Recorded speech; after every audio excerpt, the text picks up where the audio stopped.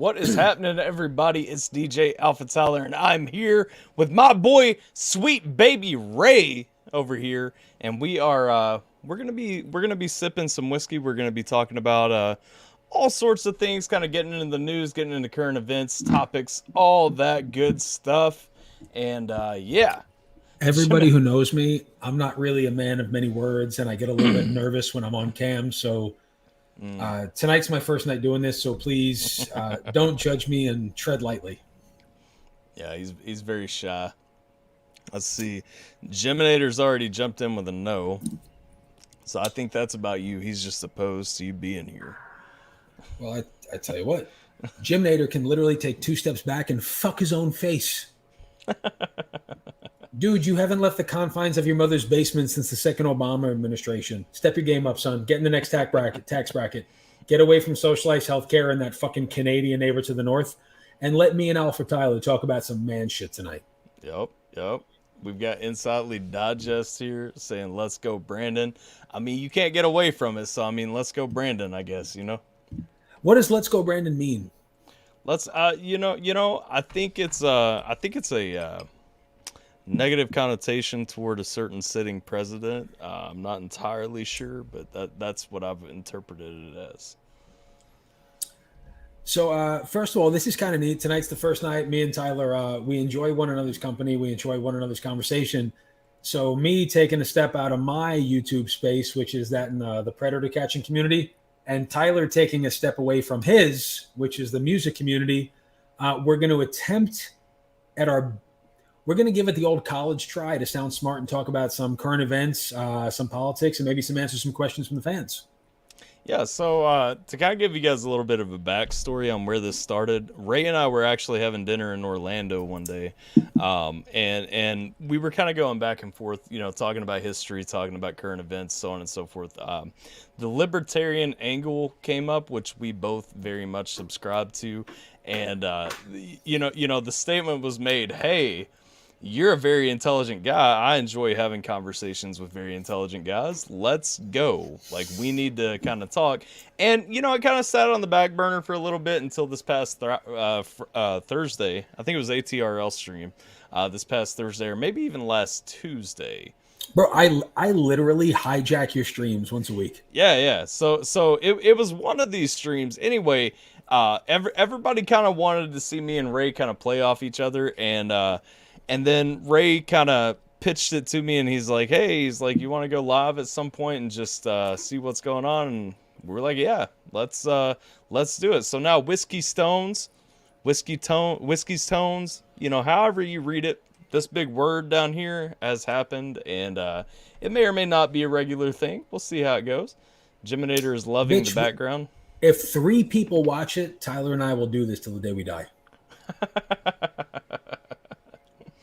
Justice for Kyle. Who's Kyle? Who's Kyle? Kyle Rittenhouse, my brother. So Kyle. So shout out for that, because I think that's actually one of the topics we kind of bounced around talking about. I think that's definitely something that needs to come up, because I think that's a source of a lot of disagreement while my dog rabidly scratches his belly here. Let's see. What up, Loopy? What up, Jeffrey? How you guys doing? But yeah, do you have anything that you specifically want to start on? What's funny with Kyle Rittenhouse? I try to remain fairly. I want to use the right word here. I try to be pragmatic about everything, and very few things truly get me fucking angry. And what I can say right now is that the Kyle Rittenhouse trial made me angry, because nobody wanted justice for the 3 people that were killed. First of all, you had BLM rioting for 3 white people that were killed, one of whom was a registered sex offender. And nobody who was clamoring for the freedom of Kyle really cared about a 17-year-old boy that was being strung out before the huddled masses, Sure. As a focal point. Like, my dog in that fight is there was this 17-year-old boy. He went there to provide first aid. Yeah. So I watched pretty much the entire trial live. Missed a few pieces because of work and stuff, but for the most part, yeah, I caught the whole thing. And when I watched the way that people were literally ready to pass judgment on a 17-year-old boy who went there to protect stores and provide first aid. And nobody really seemed to bother to ask the question of why did the convicted felon have a pistol? Yeah. No, I agree. That's a valid question. I also, have you noticed there's been a huge surge in people on social media kind of talking about up until the point of actually watching pieces of the trial and such, they thought the 3 people that Khaled shot had been black. Like, all the maybe not misinformation, but the intentional misleading that kind of went along with how all this went, you know? So, do you know what an op-ed is, Tyler? Yeah. Like an opinion editorial? Yeah, an opinion piece, yeah. I'm just old enough to remember when, I'm just old enough to remember when the news, I didn't know who my newscaster voted for. Yeah. Like when I was 10, 11 years old, like ABC didn't really have an agenda. Neither did NBC or CBS. And you had legitimate journalism. And then you had on the fringe, like from C-SPAN and Fox News cable. I thought it was a racial issue too. I was wrong. Yo, on a serious note, anybody that has the stones to say they were wrong, you have my respect. Yeah. Because most people get so married to an opinion that they're never willing to deviate from it. But I miss the days when our journalists were there simply to present us facts and allow us to come to our own conclusion. Now, I feel, in my opinion, every news outlet basically wants to give us the information along with the opinion. Yeah. Well, it's completely gone. I mean, that's the thing. At some point, news channels and you know, Fox News would be my preferred news station, I guess, as a conservative. But even Fox News just wants to give you a conservative product, and that's the thing. For some reason, at some point, news stations decided there has to be a bias for whatever they're presenting. It doesn't matter if you're talking about CNN, MSNBC, your local news. I mean, I even know the local news here in Kentucky, of all places, you know, has a very liberal twist to what they're presenting, and it's insane, you know. Well, there's a difference between the news, between information and infotainment. Yeah. And we don't seem to get nearly enough information. We simply get spoon-fed infotainment. Yeah. No, and you know, from Don Lemon, you know what's funny? Don Lemon and Rachel Maddow are the same person as Tucker Carlson and Greg Gutfeld. Yeah. They're literally the same person. Yep. You know who's become like my hero of the last 2 years? Who's that? Tim Pool. Tim Pool. I've not watched a ton of Tim Pool, but I've heard his name really thrown out a lot. He mentioned Mises. Yeah. Yeah. I think I heard that from you, actually. Yeah. That's one of those things. So Tim Pool was much like a Dave Rubin. He was a member of Vice, like super liberal guy. Mm-hmm. And then there's been a movement called, and like I'm Irish. I'm Irish Catholic. I'm a Kennedy Democrat through and through. I was a fucking liberal. Like, you know, it's one of those things. Oh, you don't think gay people should get married? Fuck you. You don't think people should be able to smoke pot? Fuck you. You don't think that union workers should get a livable wage? Fuck you. Yeah. Like liberals used to have balls. And now it seems like we've just kind of fallen down the path of like the wokeism movement of the left. And every Democrat like me is like, I'm looking to my left, I'm looking to my right, and I'm like, where did my party go? And I kind of like, I dipped a toe in the Republican Party, and I'm like, I never quite felt at home. And then when I met like the neocons or the modern libertarians, I realized like, oh, these are my people. Yeah. Yeah, I grew up pretty conservative. Definitely had Where did you grow up, by the way? Twist. Southeast Kentucky. So okay. In the country ghettos. But no, I grew up relatively conservative. I grew up in a very Republican household, but it was a household, you know, like even in local elections, like my dad votes for Democrats and such. So it wasn't ever like locked in on party ties matter. And then when I became an adult, you know, that just kind of turned into me seeking out my own views and kind of looking for my own middle ground. I'm still a very conservative guy, but it was kind of the same issues you were talking about that kind of led me to look at libertarianism and kind of look at, it's silly. Like you're gonna do 20 years for possession of marijuana. Like everybody around me used to grow marijuana. You know what I mean? Like that's silly. There's 4 words, Tyler, that matter to me as I approach my late 30s. Yeah. Sovereignty of the individual. Yeah, Absolutely, and that's kind of what pushed me in that direction. I would say while I was in the army, it was when I really kind of came around to libertarianism. Was when I really started looking at, okay, what do you join the military for? What are you actually defending? What are you standing up for? Really quick, can you please pin Jiminator's comment? What's Jiminator say? Just want to say I got nothing against you. I know I shoot the shit and everything, but nothing I say is ever serious or carries truth. Just trying to vibe. Jiminator, I give it to you 10 times harder than you give it to me. Me and Tyler have actually said you're a nice kid off the air. Yeah. There has never been a moment where I dislike you. My beef has and always will be with WHISKEYS. And with Canada. We can't forget. Just the entire country of Canada. Canada sucks. As a whole. But, no, I think it was the military kind of like taking me in the direction of freedom, of liberty, of actually understanding the Constitution, because I'm not a person who just does something for lip service. I'm a person who does something and then wants to understand why I'm doing something, wants to dig into what the implications that come along with that. And I'll admit, before I joined the Army, I knew, I guess, a high school graduate level about the Constitution and stuff. I never really dug into exactly what was being defended in the Constitution. How many amendments what the Constitution was standing for. 27, 28. What's the Bill of Rights? What do you mean? What's the Bill of Rights? What are the Bill of Rights? The first 10 amendments. Okay, and what is the Fourth Amendment? Fourth Amendment. Let's see. We've got the right to free speech. You're throwing me a loop there. Fifth is the right to remain silent. The fourth is against search and seizure. Travel unmolested, unaccosted. Yes. Okay. Yeah. That's my favorite amendment in the world. You threw me for a loop there. That was a off the cuff that I wasn't prepared to answer here. Well, bro, this isn't fucking AlphaTyler Reacts. Like we're taking you to the mattresses. If you're gonna talk shit, I'm gonna find out right now. Sweet baby Ray is gonna let you know if AlphaTyler's full of shit, and he seems to know his shit so far. So let's digress. There we go. No, this ain't comedian Ray. I haven't had anybody call me out on stuff before like that. That was nice though. Like see, I can stand up for anybody wondering. I could stand up to it. There we go.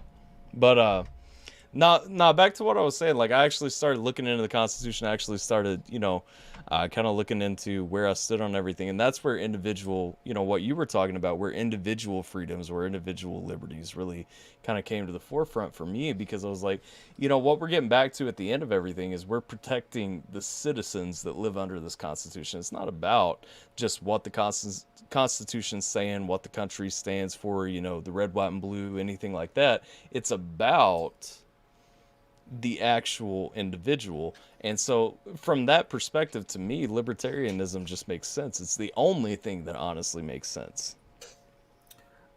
And I can't imagine anybody in the world that would actually want to. I'm just sending out a couple of invites, so please forgive me. No, you're fine. I've only had an email for. It's got an email. I've only had an Instagram for a couple of weeks. Yeah. I'm still kind of figuring out what it is. Holy shit, I have a lot of people. God damn it. Got like 300 followers. What up, Hillbilly? Who's Billy? Hillbilly. Is that dude we spoke to that night? Hillbilly Reacts. I don't think you've talked to Hillbilly. Skinny dude from Thailand? No. That's highly combustible. Okay. Oh, that's I sent out a couple of emails. That guy at the bottom right there. That's my buddy Chris LaRoche. What's your story? He's oh my God, that's my pup right there. Hold on one second. That's Moose's wife. No, you're fine. Hello? What up, MV Cap? How you doing? Hey, what's up?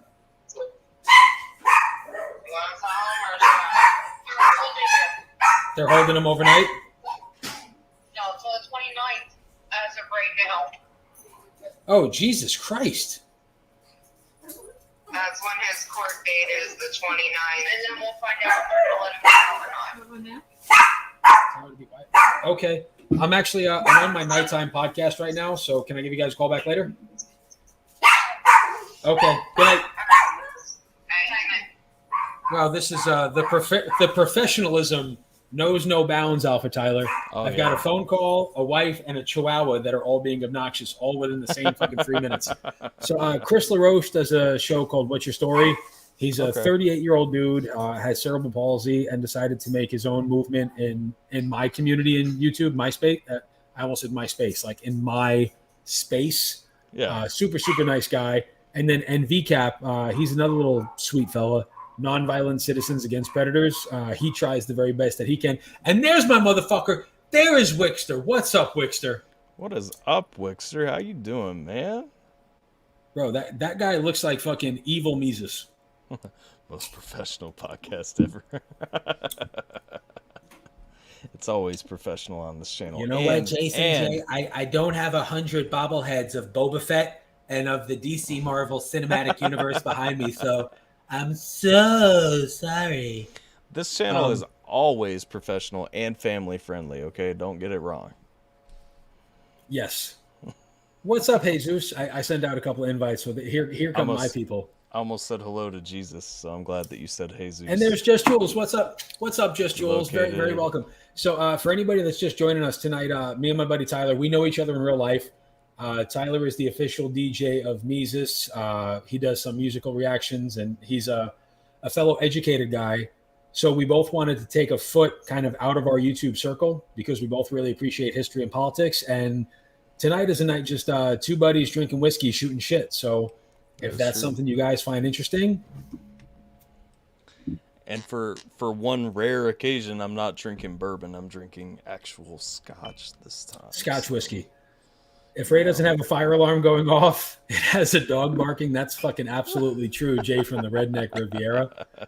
And any of Tyler's, I know Tyler's got a couple of people in here. If you guys that don't know me, my name is Ray. I'm a stand-up comic. I have a YouTube channel where I have a podcast in the pedophile predator catching space, and I do some predator catching myself.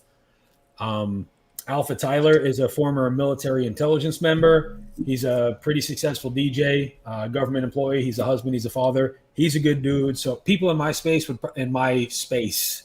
would probably call me a good dude. Tyler is the Ray of the music reaction world. Just another kind spirit. Just another good fella. So let's jump right into before we get to history. Let's jump right into, is Shanester your guy or my guy? Oh, Shanester is my guy to the core, and I appreciate him stopping by. What up, Shane? Okay. Neither do I. I keep that right to me at all times. Thank you very much. My horror homies have my back. So that Kyle Rittenhouse thing, man, all I can say is the thing that I found most offensive was no love for Delocated said, I'm Team Ray. Fucking gang, motherfucker. Ray's doing God's work as all the other pedo catchers. Thank you. Yo, Jay from the Redneck Riviera, Daniel Armstrong, Sapphire, Burdens fans, Jen. Thank you guys so much for kind of taking a peek into what we do. Yeah. But the thing that I just want to hammer home to anybody that's watching is nobody gives a shit about Kyle Rittenhouse, the person. They care about Kyle Rittenhouse, the name, and Kyle Rittenhouse, the figurehead. Yeah. That's all he was a symbol for both sides. Yeah. You know, this young man will never be the same. Yeah. No, I agree. I mean, it's that's probably the most sad aspect of how all this played out to me, because it's literally watching this kid, whichever side you stand on. He was a kid. He was 17. Even if he's 18, he's still a kid. You know, we're both in our 30s, so I mean, we're old enough to know, like when you're 18, you don't have life figured out yet. And we're watching this guy as he is coming into adulthood literally get his name thrown out. His entire life is going to be shifted because of what's going on, and he's just getting to a point where his life matters. And it's an absolute shame, whichever side you stand on, how his name is kind of being thrown out there right now. And that's like what I like to do is I like to be a voice for the voiceless, and I like to fight for the forgotten. And the Republicans are so star-spangled awesome that Kyle Rittenhouse was practicing his God-given Second Right Amendment, and the ultra-progressive modern left is saying he was there to harm people. You know, we forget that there was a 17-year-old kid there to protect businesses and to provide first aid to people who might need help. And he was unfortunately placed in the position where he had to defend himself with lethal force. And now that kid's got to live the rest of his natural days knowing that he killed a person. Right. Like that's no, I mean, I'm not going to ask the question, but obviously you served overseas. What have you seen in people that have had to take life? What does that do to them in the long run? Well, it screws people. I mean, that's the thing. That's where you get into, real veterans who really went through something usually don't want to talk about that.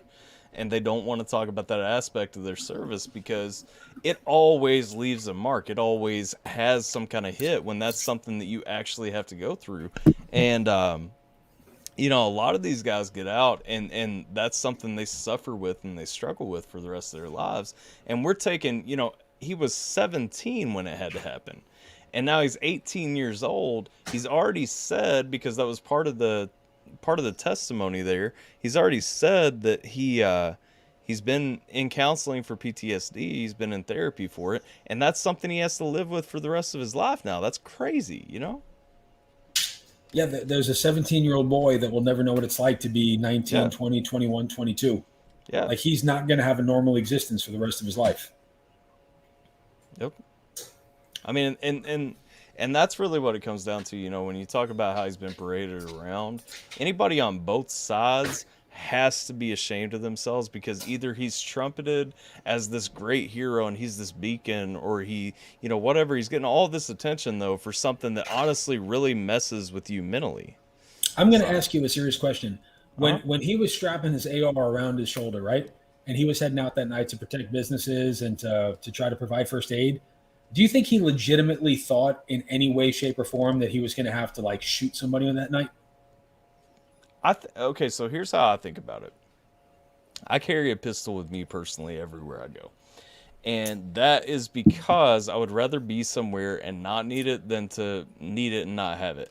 And when I get out somewhere, literally 100% of the times in my life as a civilian walking around the world, I've never needed my pistol, but it's still always there. You know what I mean? And to me, it's not a matter of, do I carry this or not? I'm going to carry it everywhere because I would rather, if I'm going to be in Walmart, I would rather be the guy who can make sure that nothing is going to happen to me and my family than to hope that a stranger is going to be that guy. And that's where, regardless of which camp you kind of, make a home on, nobody looked at Kyle Rittenhouse, the individual. They either looked at him as the villain or the figurehead that they could build their case upon. Yeah. And it's fucking gross. Yeah, and that's kind of the thing. I mean, to answer your question, do I think that he thought he was going to need it? I think he probably understood the situation. I think that he probably downplayed his understanding of the situation that was going on a little bit because, I mean, you have to know what's going on. We all remember that time. It was all over the news. This is going to happen. This is planned, so on and so forth. I think he understood what was going on. I don't think that he went there with the intention of having to shoot somebody that night, though, And again, the one thing that people don't seem to realize is that was a 17-year-old boy who is trying to behave like a man and do the right thing. Yeah. And now he's got to march through the rest of his natural days knowing that he took a man's life and shot another. Yeah. And I mean, Jason pointed out something too. I mean, Kyle is the new face of white supremacy after 3 white guys were the victims. I mean, like, how does that even, how are we at a point in this country, number one, that everything has to be a race issue, but how are we at a point where you can look at this situation and say, oh, well, this white guy killed 3 white guys, so well, obviously he it's must racist. be racist. Well, I'm waiting for Mises to drop a diss track on Tom McDonald and then people to be like, that Mises, he's racist. It makes no sense. Like, it makes 0 sense. You know what I mean? There's so you know what's funny, man? How old are you, Tyler? 33? 31. Yeah. 30. Oh, you're a baby. You are a fucking baby. I'm a little baby. Back in the day before social media, so the town square, right? That's where you had to go to like network news or buy a magazine to hear what you want to hear. Now in social media, the town square has gotten much, much bigger. And on top of that, everybody now has a megaphone. Yeah. Everybody has a voice. Yeah. And everybody wants to be really, really, really loud, but very few people have much to say at all. Yeah, like I remember Who was it? Michael Brown was the one in Missouri, right? No, Ferguson in Ferguson. Ferguson, Missouri. Yeah. Well, yeah, Ferguson was in Missouri. Eric Garner, remember the guy in New York who was selling the Lucy cigarettes? Yeah. Uh-huh. Nobody gave a shit about George Floyd. Nobody gave a shit about Michael Brown, and nobody gave a shit about Eric Garner, the individual. They literally, they stood on the corpses of the fallen to make a statement. Oh yeah. Do you think any of those newscasters right now are calling the family of Eric Garner to see how they're holding up, to see how they're doing without their cousin, without their brother, without their son? No, they're absolutely not. And it's like what Obama made this statement at the time saying, "Oh, he looks like he could be my son." Well, that's extremely polarizing. And that's another issue that I have too, is when presidents started weighing in on these issues publicly, it's just like Biden calling Kyle Rittenhouse a white supremacist. Like, what is the deal at this point with the Oval Office feeling the need to weigh in on these issues in a very biased manner? It's the new world that we live in, sir. Yeah. I remember a time in my life when politicians were politicians and celebrities were celebrities. Now it seems as though our politicians are celebrities and our celebrities are politicians. Yeah. And I mean, as much as I hate to say it, to the other side of that, I mean, Trump fits that mold too. I mean, Trump absolutely was a celebrity president. You know, he was very much on the Twitter feeds and all that stuff, weighing in on things he had absolutely no business weighing in on. I say all the time, Donald Trump was the Forrest Gump of presidents. Mm-hmm. He fucking he special edited his way into greatness. Yeah. Just like Forrest Gump. Like everything he did, he just fucking shit in the tub, made bubbles, laughed, and somehow it managed to capture the hearts of America. Right. And the problem is when you see the way that the woke liberal mafia of the left have behaved, like that was considered the palatable alternative. Right. Well, and that was amazing to me in 2016, just because Donald Trump was the last person I thought needed to be president. When he ended up winning, it's amazing to me that the political mainstream had pushed itself so far in polarizing directions that he was the best candidate that people felt could be president. Taking a quick segue, Christine just asked a question I think is probably best answered by you, because you were talking Go about ahead. it a minute ago. She said that... Can you pin it for me? Oh, it's already pinned. Yeah. She said she was looking for updates on Musa and ended up here. So updates on Musa, they went there tonight to get him out, and it looks as though they're going to hold him until the 29th. He's going to spend another week before he can be released, and they release his car. So anybody in Tyler space who doesn't know who Musa is, he's a predator / pedophile catcher from Luzerne County, Pennsylvania. You can find him at LC County Predator Catcher. He was in the middle of catching someone who was there to have sex with a young boy, and the cops decided to arrest him. Mm-hmm. Because fuck justice. Right. What is Jay screaming about? Everyone is being tried on the court of public opinion. That's something really fun. Before we get into the next topic of current events, I remember when we used to be innocent until proven guilty. Yes. Even if it fits my narrative, even if it fits my narrative, right? Even if the whole fucking America was like, Kyle Rittenhouse is innocent, I'm like, stop. Let's let due process take its course. That would be fucking tremendous. If we could do that, that would be a step in the right direction. Well, that's what I'm saying. I'm very much of the opinion, I don't want a government, I don't want a country that looks 100% how I view things, because I'm flawed. You know what I'm saying? And I'm smart enough to say I need somebody who gives a different perspective than I have, just to kind of balance everything out. And that's where we go back to, any number of things. But I mean, when we look at this new theory, cancel culture, whatever the case may be, I mean, it's literally everyone in America and in most of the world today is putting themselves in an echo chamber where they're only hearing voices back that sound the same as theirs. Take a look at MySpace, right? As a stand-up comedian, take a look at MySpace for 2 seconds. You look at Chris D'Elia, you look at Brian Callen, right? All that it takes are accusations and somebody's canceled. Yeah. They no longer have the right to due process in a speedy and fair trial held by a jury of their peers. Yeah. You So are even if guilty. someone- You Go are ahead. guilty until you can show that you didn't do this thing.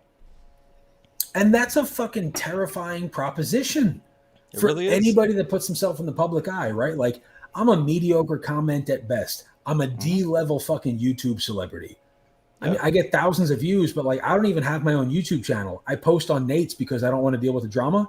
All Right. it takes is one person saying I did some shit, and now all of a sudden I lose my platform, I lose my livelihood, and it's my responsibility to go and get it all back and to clear up the fucking false narrative. Well, I had, just to kind of echo that for a little bit, I had, a little issue going on with another YouTuber. It didn't turn into anything. We kind of turned it around and settled everything. But, there was a point where people were talking about calling my place of work and making false accusations just because we were disagreeing with each other. It's exactly what you're talking about. They were like, how would his work feel about, several hundred, calls accusing him of sexual harassment or something like that. And it's like, that's where you go too far. That's where we should realize in this country, we have given too much power to this ability to just cancel somebody. We literally bend to the will of the people. And I remember when journalists used to stand on side. So I had an idea for a documentary for a while, and it was called When Comic. So what do you call a stand-up? What kind of comic are they? What's the word that usually goes before comic?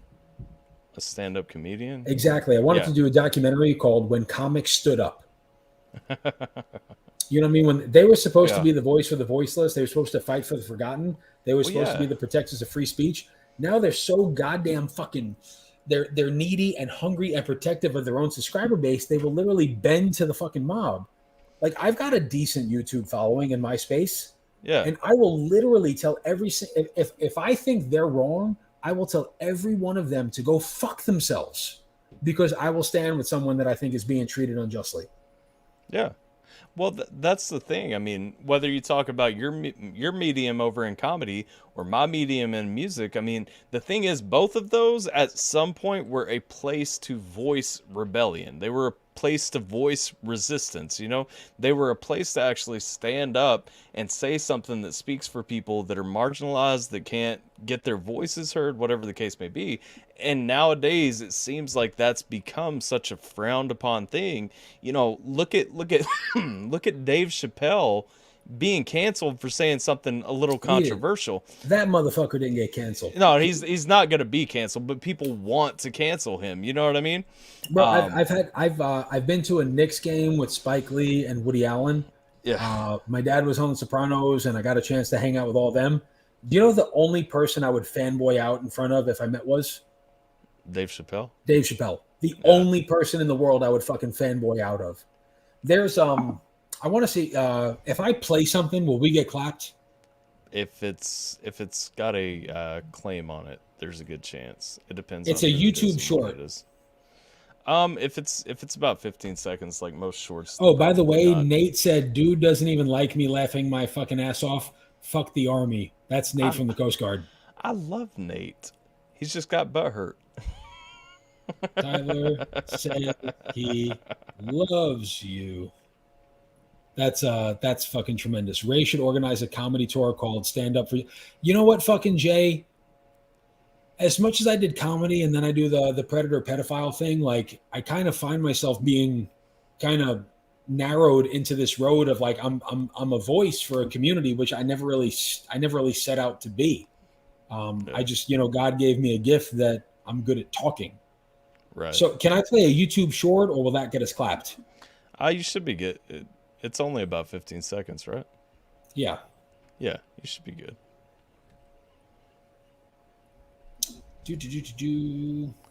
Learned one thing about activists and CSOs doing something government is lacking to do, like sex predator catchers. You got to have a good lawyer to protect you from all sides. And this is about 30 seconds from Dave Chappelle. Kid, I was sensitive. I cried. I was a soft kid.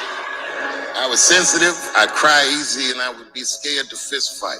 My mother used to tell me this thing. I don't know if you remember, but you said this to me more than once. You said, son, sometimes you have to be a lion so you can be the lamb you really are. I talk this like a lion. I'm not afraid of any of you when it comes word to word. I will gab with the best of them just so I can chill and be me. And that's why I love my art form, because I understand every practitioner of it. Whether I agree with them or not, I know where they're coming from. They want to be heard. They got something to say. There's something they notice. They just want to be understood. Love this genre. It saved my life. Yeah. And that's the thing. I think you and I were talking on the phone over the weekend, and that's one of the things that you pointed out. You told me the story about I can't remember the clown's name, but about the clown there, and it's such a good metaphor because a lot of people really do seek those things to kind of overcome their own insecurities, Yeah, that's he said, I understand every practitioner of it, whether I agree with them or not. There's something they understood, there's something they noticed, they want to be heard. And that, like you said, like we're supposed to be the voice of rebellion. Yeah. Like we are literally, like we are saddled with the responsibility of fighting the status quo. Geez, Tyler, how many potties do you have? Bunch, man. I got a lot to say. Somebody's got to say something in this world. Come on now. Who's going to be in jail until the 29th? It do be like that sometimes, NVCap. It do be like that sometimes. So Musa, do you know what Musa looks like, Tyler? I think I've seen a picture. He's a black dude. dude. Right off. Let's see. This is not a easy Google search. Is No Chill Zone the guy that I was beefing with last week? Yeah, the guy that you were talking to. That you need to jump on his podcast sometime because I like him. Be great I like back that and forth. motherfucker. I like that dude. So Musa is a black dude, right? Super black guy. He's a felon. He's done time in prison. Yeah. He does this pedophile catching shit because he said that's his opportunity, the legacy to do something that matters. And me and him have become friends in the YouTube space. Probably the only guy in YouTube that I haven't met in person that I would call my friend. Yeah. And so I went out this weekend and I went out on a spree. Me and Bill caught two dudes in the same night. And they said, "Who are you?" And I said, "I'm Musa with the Musa Foundation." And I did them in honor of my boy. That's nice. Oh, bro, there's so much money in keeping people racially divided, socioeconomically divided, class system divided. Like the more they can keep us in our boxes, the more control they have. But then when they realize that, rich people, white people have more in common with black people than they do rich people. Yeah. So do you know the Marine rapper? I met him in person. Yeah. I was just wondering if you remembered him. So we actually had that that fucking dynamite red, white, and blue leather jacket. Fucking handsome little motherfucker. Oh yeah. Looks like a young R. Kelly. Yeah. So he invited me up on his Instagram live one day, and we kind of had that exact conversation. And the point that we got to later, and then he ended up coming on my channel for an interview. And the point that we got to eventually was, he and I are not supposed to have those conversations. The conversation that we had as a white man from Kentucky and a black man from California, we're not supposed to have, racially open conversations. We're not supposed to have politically open conversations.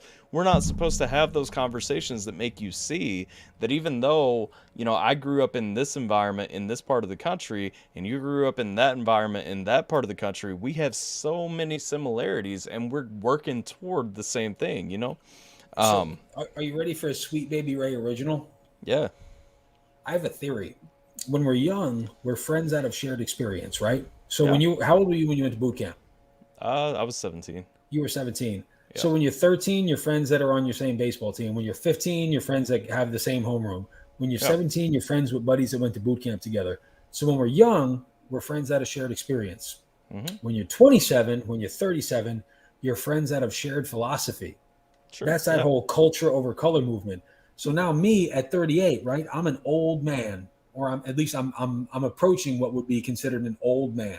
Yeah. I would rather live next to fucking 37 black guys and Spanish guys and Korean guys that share my philosophy on life than 37 dudes that look like me, season 7 rejects from the Jersey Shore. Yeah. No, 100%. And I completely agree with that. I mean, you know, I came back to Kentucky not because, you know, I wanted to be around people like me. I came back to Kentucky. Can you just quickly say a hi to Brenda? She's the sweetest lady in the world. Hey, Brenda, how you doing? I saw you pop up there. But you know, I came back to Kentucky not to be around people that look like me or come from my background or anything. It's just where I was comfortable. And, you know, to me, having kind of been around people from diverse backgrounds, from diverse, you know, whatever, different skin colors, different economic backgrounds, educational backgrounds, one thing I realized, you know, through my time living away and everything is that honestly, I get along with the people regardless. You know, like you said, it's not about necessarily what you've been through so much as what you identify with, what Dude, you're looking to do to the world. You are an inbred moron with a beard from Kentucky. There you I go. am like straight fucking New York City, Brooklyn, Jersey Shore, fucking muscle douche. We became friends because we share a vision on what we think life is supposed to be about. Exactly. And that's the thing. It was one conversation. And honestly, I think most of the friends that I've made in my adult life, it's been like one conversation. It's like, man, I really vibe with you. Like, this is awesome. Let's keep in touch. And that was actually how our conversation ended was, hey, let's keep in touch because I really like you. Yeah. And then I remember some dude in Mises's live stream was saying he was suicidal, and I put my number up live in the live stream, and you texted me and you were like, yo, that's a bold move. Yep. I grew up on Long Island, New York. There was racial harmony. New York City forever, bro. Like, I lived next to Pakistanis and Koreans and Irish and Italians and Jews, and we all get along. And if you've ever been a stand-up comic in the green room before a show, if you have an Irish comic, a black comic, and a Jewish comic, we are literally roasting the shit out of each other. But it's for two reasons. One, because only we can do that. And two, like me and Tyler, right? After the show, if me and him talk offline and we make fun of each other, we're sharpening one another's swords, right? As iron sharpens iron, so can one man sharpen another. We're just making one another resilient enough so that there's nothing in life that can happen that can break either one of us down. Absolutely. And go ahead. That was actually something I was going to point out earlier. Oh, shit. Look who's in the chat. What up, Jesus? How you doing? Bro, that girl's got no legs. She got tiny legs. Tiny legs, you know, just no love for Luana. No, she don't know the good boba tea. She don't know. Yeah, the stream's got to be over now. We're done talking. Why is that? She just ruined it. Sweet baby. Yes, Luana, I'm growing a beard. He is. It's coming in lovely. And you know what's funny? Like, we were kind of talking about like culture over color. Like, that's a young lady. She came over from she's Vietnamese, right? Yeah. She's Vietnamese. Came over as a young girl. Didn't really have a ton. Her family worked. I guess her mom had to come over here, and her dad had to stay at home and make money. And they did the best they could. Yeah. Do you know who Edgar Allan Poe is, Tyler? Yes. One of my favorite Edgar Allan Poe quotes is, I once saw a wild thing fall dead 40 feet, frozen from its perch, without ever having felt sorry for itself.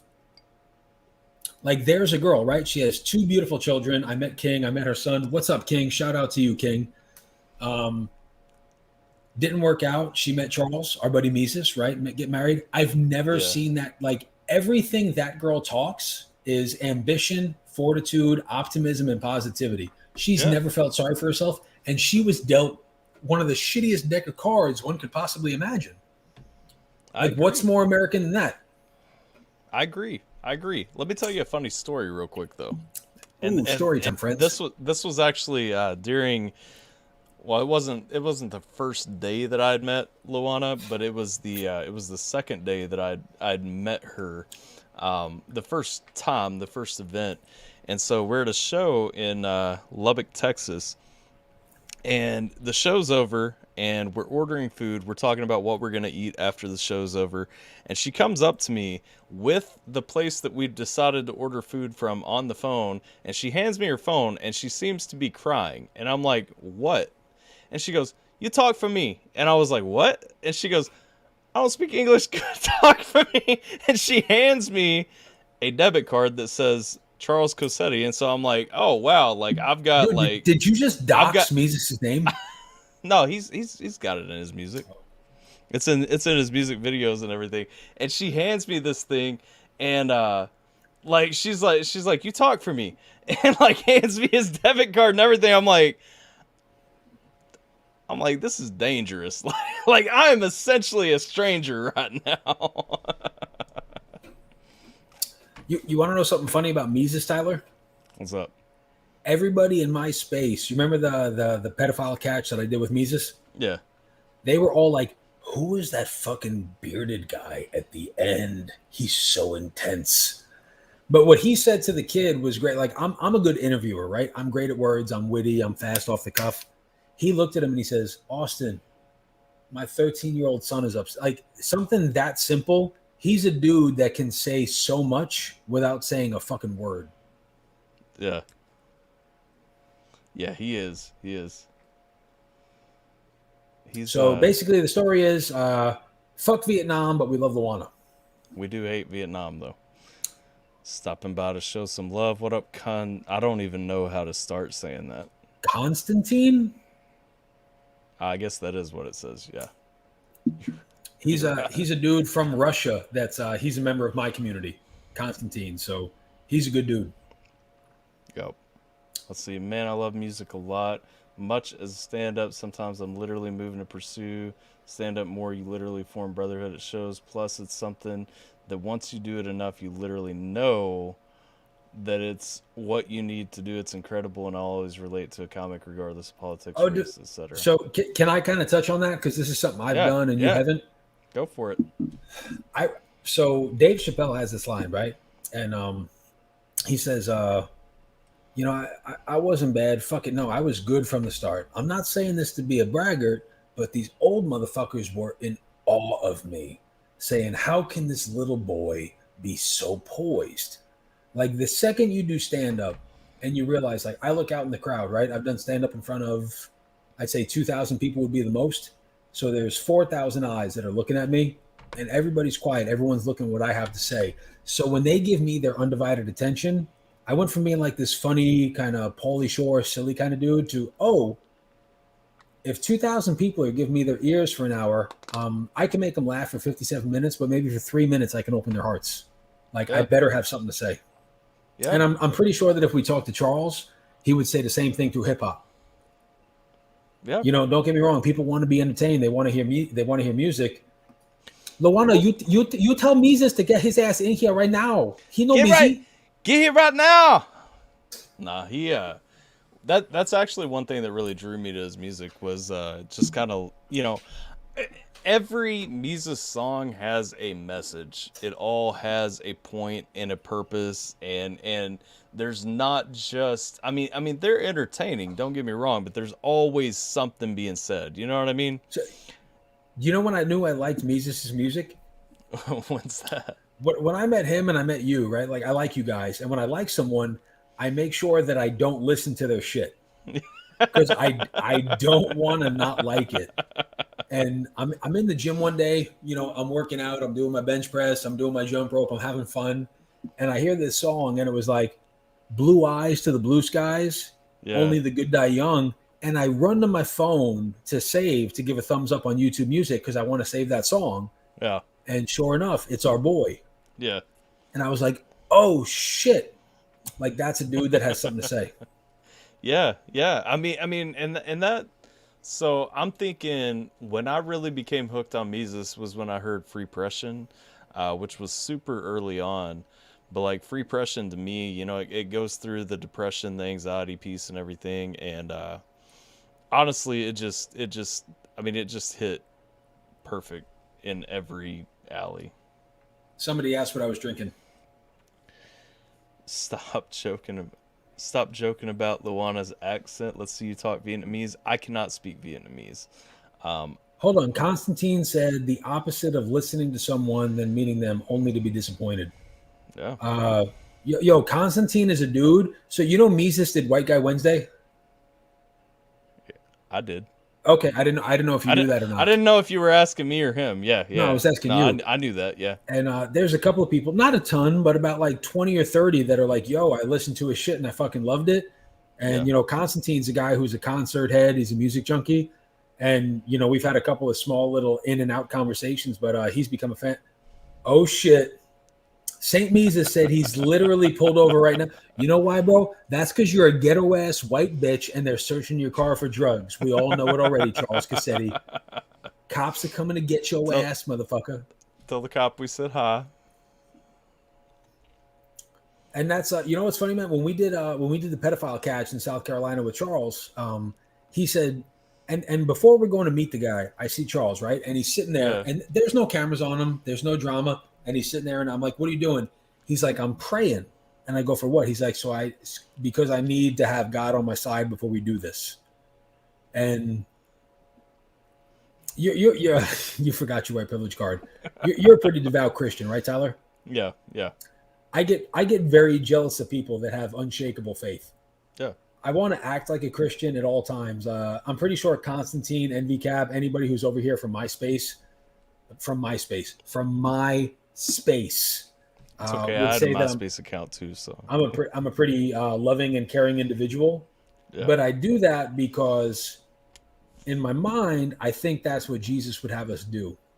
But Absolutely. I don't have the faith of people that truly, truly, truly love Jesus in their heart. And I got to hang out for a weekend with Charles in South Carolina. Yeah. And I got to see somebody, and there's very seldom do I meet someone where I'm jealous of their faith. And Charles was that dude. Yeah. I think what it comes down to is actually understanding Jesus, because I know a lot of people who are very devout Christians and they want to beat you over the head with the Bible and tell you everything that you're doing wrong, and constantly, there's a picture that you have to look like, you've got to cut your hair and shave your beard and stop listening to X, Y, and Z, and you can't say certain things or drink or do certain things. And I'm not saying that those aren't valid things. I'm saying, like, across the board, I'm not saying that those aren't valid statements, but I'm saying the people perpetuating that close so many doors to Christianity that I don't even think that they realize, because a lot of people, nobody wants to hear you just tell them that they're going to hell all the time. So nobody wants to be pushed away from faith. People want to be accepted to find faith. Dude, and that's how Christ want people. Jesus didn't attract followers through fire and brimstone. Yeah, exactly. He did it through love and example. So my buddy Constantine, before you pin his comment, I wanna comment on No Chill Zone. Something unique about being the main voice in the room, and it actually makes you grow as a person. I'd be fucked without this music, but even more without getting on that stage and finding my voice. Dude, I remember the first time that I sat there in front of 500 people and they're all listening, and I realized, like, oh my goodness, if 500 people listen to me, I have a responsibility to them. And that's to be authentic and to be original. So I 110% like No Chill Zone. If you can find me on Instagram, you DM me, I'll talk to you any day for fucking 2 hours about stand-up comedy. But Constantine says, I try to take the best of every single religion to create my faith. There's a pedophile catcher in my community. His name is CC Unit. He's a Muslim from Afghanistan. Yeah. And that dude, Jesus, if you're there, I mean, I need you to kind of back me up here. People would probably say that I'm the nicest guy. I would say that CC Unit's the nicest guy. And he's a Muslim. And him and I probably have more in common than me and anybody else. Yeah. Anybody that has a close relationship with their God and decides to live a life of service to others, like that's a universal language that doesn't know that doesn't know a dialect. Yep. What did Wick say? Hair on my face happens naturally. Pretty sure God put it there. Yep. I'm saying. Evil Mises there. Real quick, Mises. You see me working? You see me coming up? See my man working on this beard game right here? Come on now. Yeah, CC Unit has 120,000 followers, Tyler, and he's probably done. Hey Zeus, back me up here. How many catches? I think he's probably got like 240, 250, and he's 23, 24 years old. Yeah. Little That's Muslim awesome. kid. And he's That's never awesome. shown his face. That's pretty sweet. Yeah. The language of the heart is universal. You know, whatever is. God is in your heart, if you do it from a sincere if you do it from a sincere place, it translates to everything. That's where I go to, like how many people, when you meet them, when you get along with them, you're out having dinner, having drinks, whatever, you meet somebody you get along with, how many people do you say, okay, what are you registered as politically and where do you go to church? Like, those aren't questions that should disqualify me from getting along with you, you know? We can disagree, but we should be able to have a conversation if we disagree.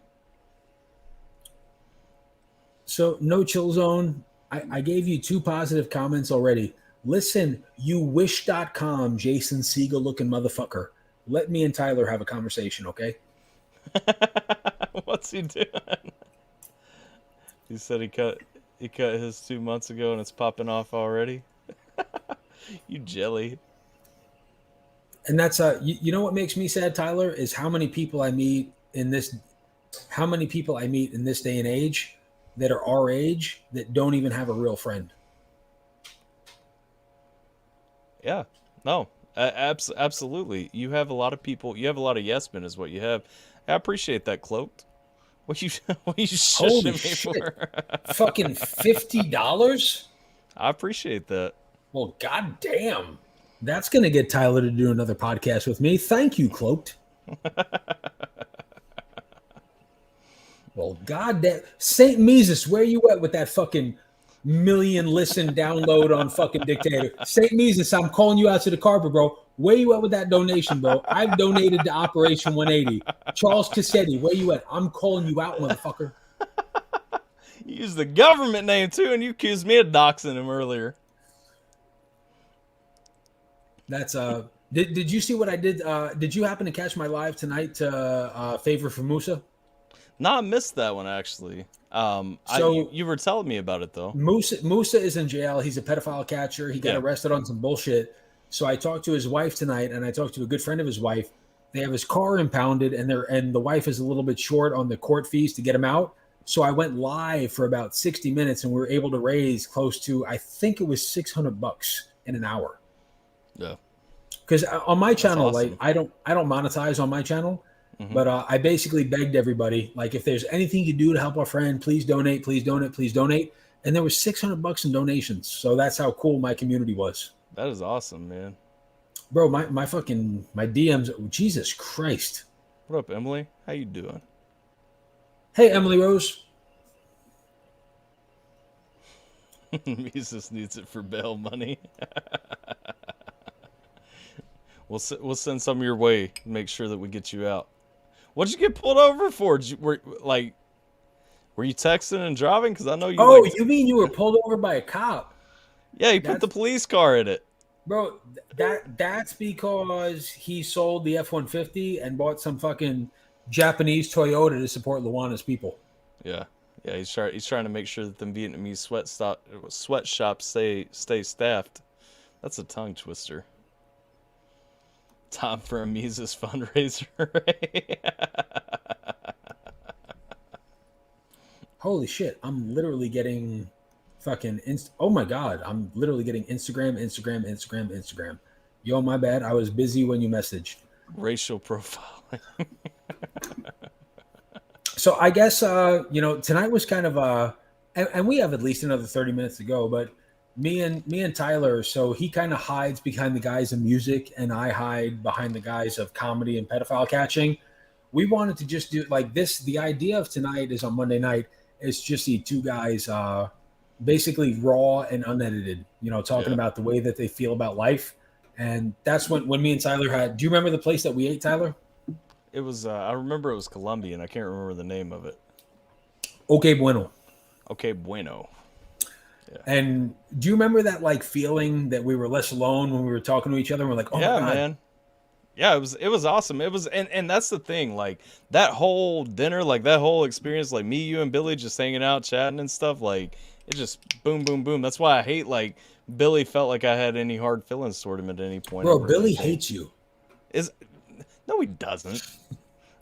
No, Billy was there on both pedophile catches this weekend, by the way. Yeah, I know. I thought he was Nate, and so I also hate that Nate feels like I hate him. By the way, I don't hate him. For the record. Nate, Constantine, and Jesus, tell Tyler how fucking negative of a person Nate is. Bro, like I feel bad that he feels like I hate him. Like, by no means am I seeking anyone's like affection or approval or anything, but I do feel bad that he feels that way. And that's did you see the live that me and This is for not doing another live with Ray.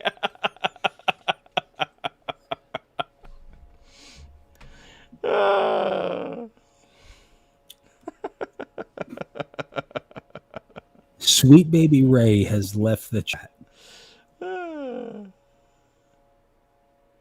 Luana, you say sorry or I'm not coming back on cam. I need you to say fucking sorry right now. Better apologize, Luana. This is going to be terrible. Can you please pin Constantine's comment right now? Pin Jesus and then Constantine. Nate hates everything. Oh, wait. You said Jesus. Nate is the worst. And then Constantine. Nate hates everything and everyone. Little fucker, but we love him. Nate claims to be 6 feet tall, but he's lying. This has turned into a Nate roast. Nate's a good kid. Luana, say you're sorry. She said, say you're sorry. You can't even pronounce Felicia. Oh, Felicia. Listen, if I told you one time, I told you wonton. Musa isn't getting out. Musa isn't getting out until at least the 29th. No shit. I'd give you Fofo 800 to let me go. Fucking Charles with the hundo. He came in with it. Appreciate that, man. Dude, Charles is like that one, kind of like I told you on the phone the other night. Like fucking, that's when me and Charles did, instead of Nipsey Hustle, we did Tipsy Hustle. We were sipping on like 180 proof fucking bourbon. We were fucking hammered. It's so rare that I meet somebody, Tyler, that makes me feel less alone in the world. And like through Simba, not only did I get to meet Charles, but I got to meet you. Yeah. Like I got to meet two people that made me feel less alone in the world, which is an absolutely fucking incredible feat. And then through Charles, I got to meet Luana. Yeah. I'm saying so that's one thing that I love about the music community, like the reaction community, the stuff that I get to do with Mises and stuff. Like, I appreciate and enjoy the community that has opened up, because I've met so many people that are just genuine good people that I'm able to connect with and actually, and even, I mean, because you look at the path, I met you guys because of Simba, right? Yeah. And like through Simba, I met Billy. Through Billy, I met you.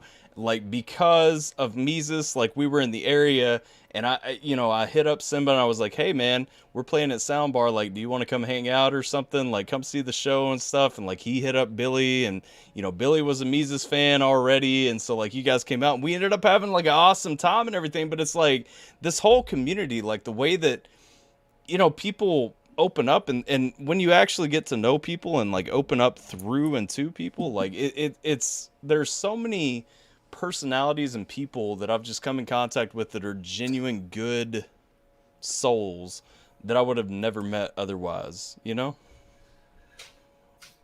And that's the incredible thing, that So Emily Rose said, "Spit the dip. You've asked to be harassed about it on every live we see you on. So shall I?"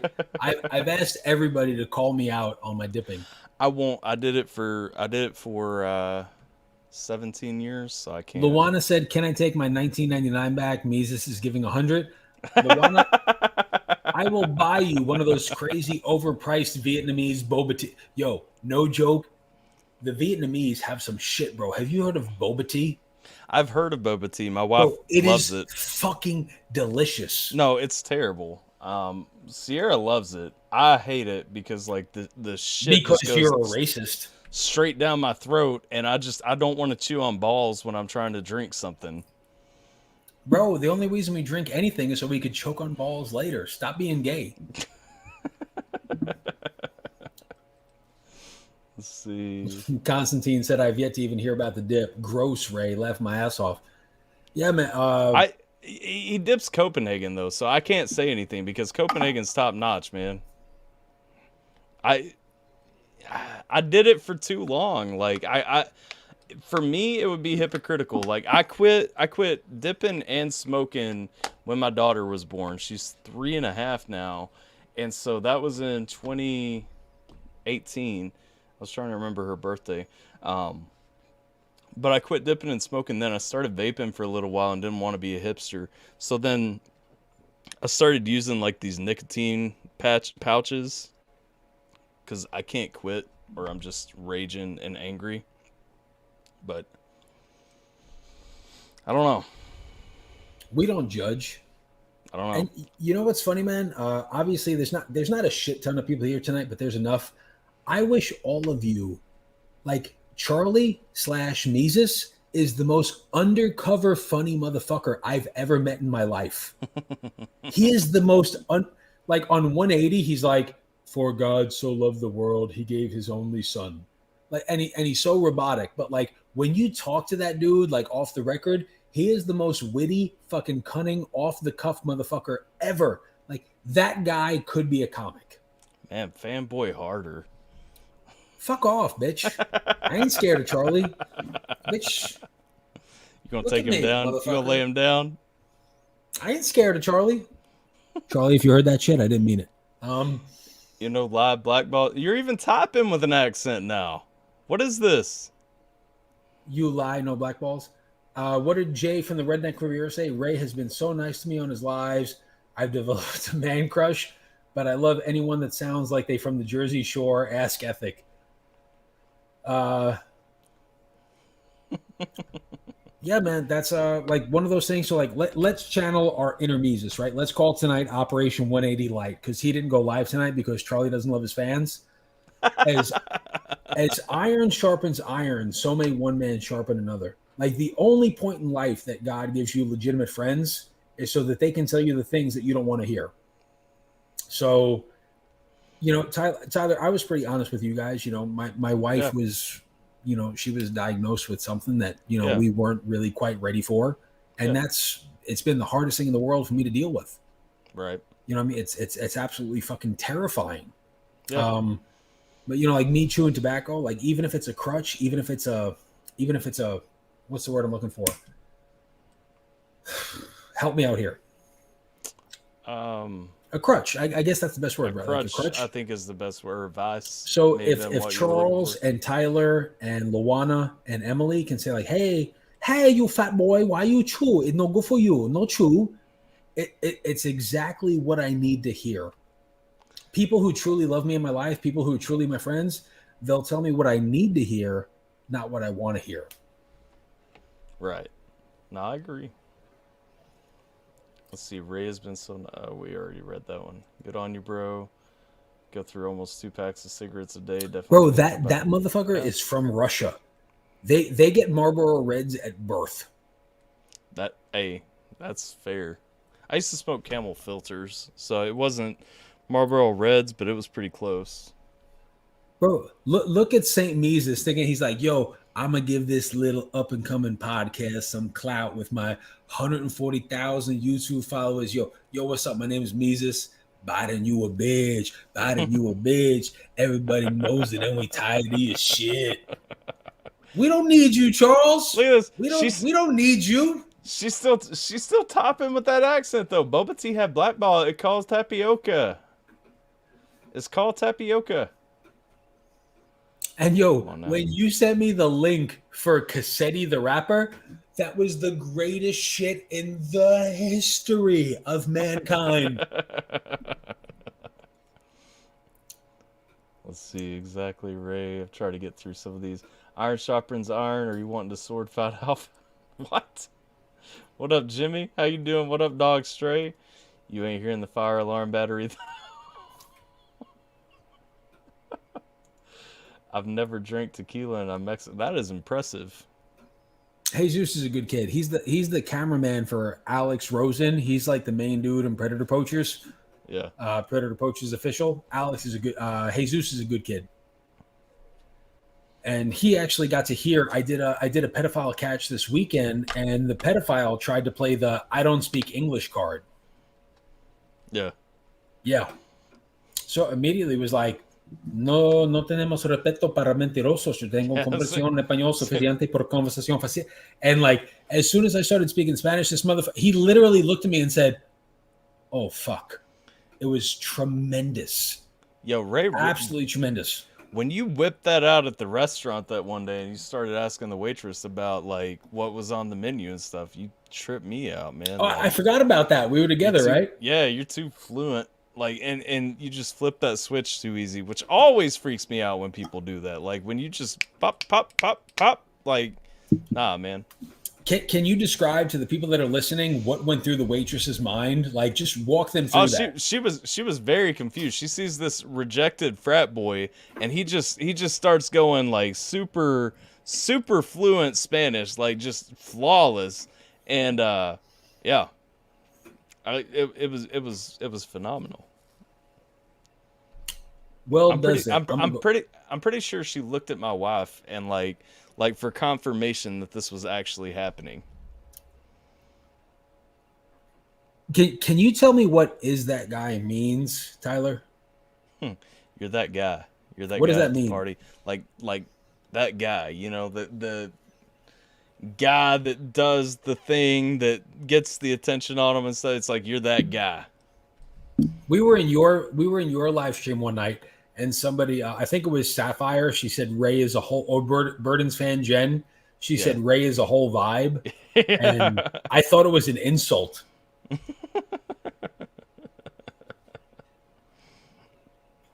Mises plugged his dog video. I already saw that. I did see that. Did you see Mises' video earlier, barking at his dog? Sweet name, by the way. Justice, come on now. Bro, is Charles, are you still fucking pulled over? Like, what's going on? We need an update. Have you gotten your license suspended yet? Like, what's going on? Bro, Emily Rose, quick shout out to Emily Rose. This community isn't really affiliated. I called her up last night and I said, hey, I need a decoy to give me pictures so I can kind of catch some more people in my area. Emily Rose was gangster enough to say yes. Right on. And she literally grew up like 3 miles away from where my wife grew up. Hashtag free Mises. Free Mises. Tyler, would you like to see a picture of me as a girl photoshopped from a professional in the pedophile catching community? Kind of. I never knew that I wanted to see how that picture looked until just now, but yeah. Well, now you know. It's like that 9 Inch Nails song. Kinda I want to. Where did it go? I have to find it. Update, he's hiding in a bush. So this was the picture I sent to the person, right? That's me, right, Tyler? That's the me you met? That is you, yes. I can confirm. That's what she turned me into. It's a little blurry, but I got you. Back it up a little bit. Okay. Wow, you look like a child, though. It's me as a little girl child. Okay, yeah. That fits terrifyingly well. Yep. So there's it's funny, like in my community, right? The predator catching community, there's so many people like the decoys, the Photoshop experts, the phone call people that put so much into the community that nobody celebrates in public. I think Constantine's pointing out that you're unfamiliar with technology. I am wildly unfamiliar. I'm wildly unfamiliar. And just Jules, she's a tremendous member of our community. So, gotta be honest, that's scary. Well, since Tyler hasn't done it, I'm gonna recommend everybody right now. Everybody, smash that like button. Don't forget to subscribe. Ring that bell if you want to. Laughing out loud. No cops will see that kind of bush.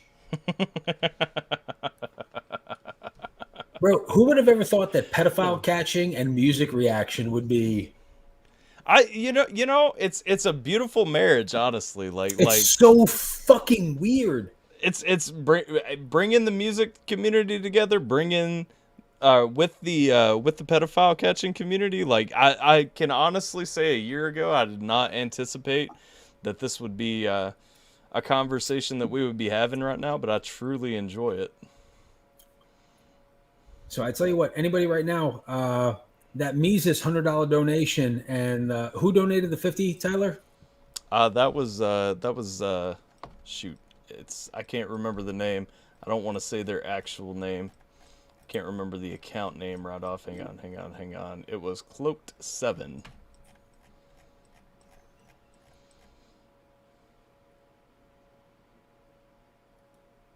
Gotta go. Awkward Can't radio silence. Someone get us.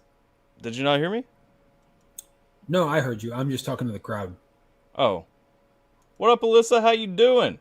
Have to send you my 2 decoy pics, subbed, and bell notifications. Hey, appreciate that. Bruh. Ray keeps saying he looks like a reject from Jersey Shore. I don't see it. Have you ever watched the show? I mean, he could fit perfectly. Literally perfectly. Gotta go, can't top in cuffs. Someone get me Kyle's lawyer's number. Ooh, everybody, we had Mises in our chat. We should be so humbled. Thank you to the heavens for Mises. I appreciate you stopping by, Mises. Don't let this asshole turn. Oh, wow. Look at Cam's fucking negative. Please pin Cam's thing. Ray's much too thick to be on Jersey Shore. Yes! Oh, shit. Cam for the fucking win. Cam for the win. You know what that means? Like, literally right after this, I'm about to go get on the Stairmaster. His self-esteem, that's all it took. His self-esteem has been broken. Oh, shit. St. Mises said everyone's welcome except Ray. I appreciate you, Jules. I tell you what, bro. Everyone's welcome. Charles Cassetti, there's a diss track coming to you, and DJ AlphaTyler is going to react to it, bro. I'm going to drop bars. I'm fitting to drop bars on you. 16 bars. It had better be better than the last Mises reaction I tried to react to, because I watched it and was actually upset that the guy even makes music. And that's very hard, because I always try to be constructive. But, like, this guy had no business making music at all. Whoa. Wickster, are you saying I have no balls? Oh. Ooh. Wickster, I need you to clarify in the next 10 seconds. Are you saying I have no balls?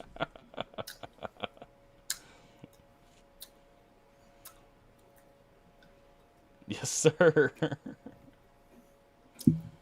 Oh, shit, that motherfucker. Wow. You know what?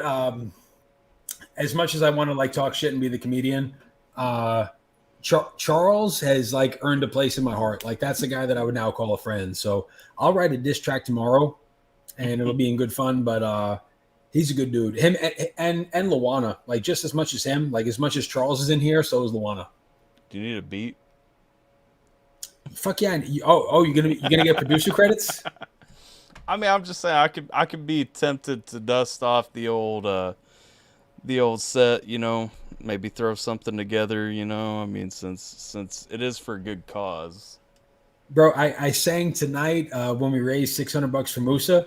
I sang Bare Naked Ladies 1 week for the live stream. That's awesome. Me and Billy like to sing karaoke when we're hunting for predators. Look at this. I'm late, but I'm here. You're upstairs. You are upstairs. What could anyone write to diss Mises to Charles? Listen, I've heard some really lame diss tracks. I'm not gonna lie. Like, there's like 3. I recorded reactions to them, and then I was like, I'm not uploading this because it was pitiful.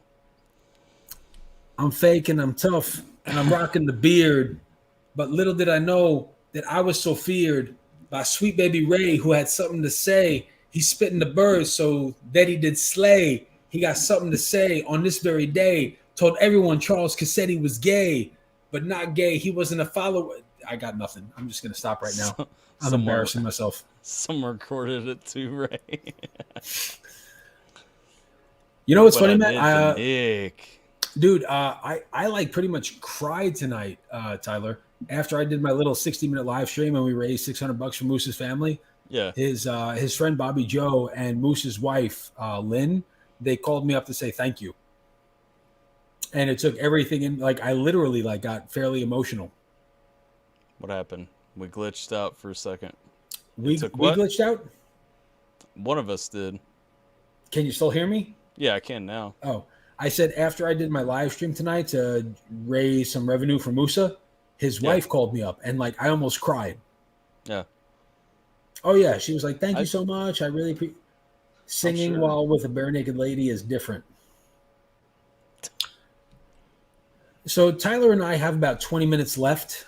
We tackled literally one topic of we talked about Kyle for 12 minutes. Yep, and then the rest of this kind of went in a different direction. Dude, you know Wixter jumped in a pedophile live stream the other night? I do know that. Yeah. And it was so cool to have an outsider kind of come in. It was literally the coolest thing in the world. Well, that's usually the last 15 to 30 minutes of any live that I do, whether it's an artist interview, whether it's, me and Bot, except on Tuesdays when we're doing reactions. I usually try to open up the last little bit and let the community come in just to kind of get some different opinions and everything, because I love having that outside opinion perspective, that outside input. You know what I mean? Oh, look at that Jesus comment. Let's see here. Listen, Ray, you brought a lot of positive to the predator catching community. Thanks for that. I consider you a friend. Hey, can we invite Jesus in for about 2 minutes? Yeah, I can throw post a link to the StreamYard in the chat. I'll throw it out there. We'll kind of limit how many people jump in at first. Only one at a time. Only one at a time. Only one at a time. But Jesus is he's a thick little Mexican. You'll know him when you see him. Oh yeah? Yeah, Jesus, jump in here, bud. Let's see here. Let me pin this to the top of the chat. Let's see who's got the balls. It'll be pinned up top too if the chat keeps going and it scrolls further. God bless you, Ray. You jumped in to help. You're a great friend to Musa and Lynn. Musa Day 1120 is a thing. Gotta remember it. Right on. Let's see. What was Shane talking about up here? Bro, that's another girl right there, Tyler. No joke. Ahead. I talked to Emily last night, and I asked her. I was like, "Yo, what made you kind of follow me?" And I openly talk about my faith in my live streams. Yeah. And she said that was what kind of won her over. So yeah, she's a legit believer. Yeah.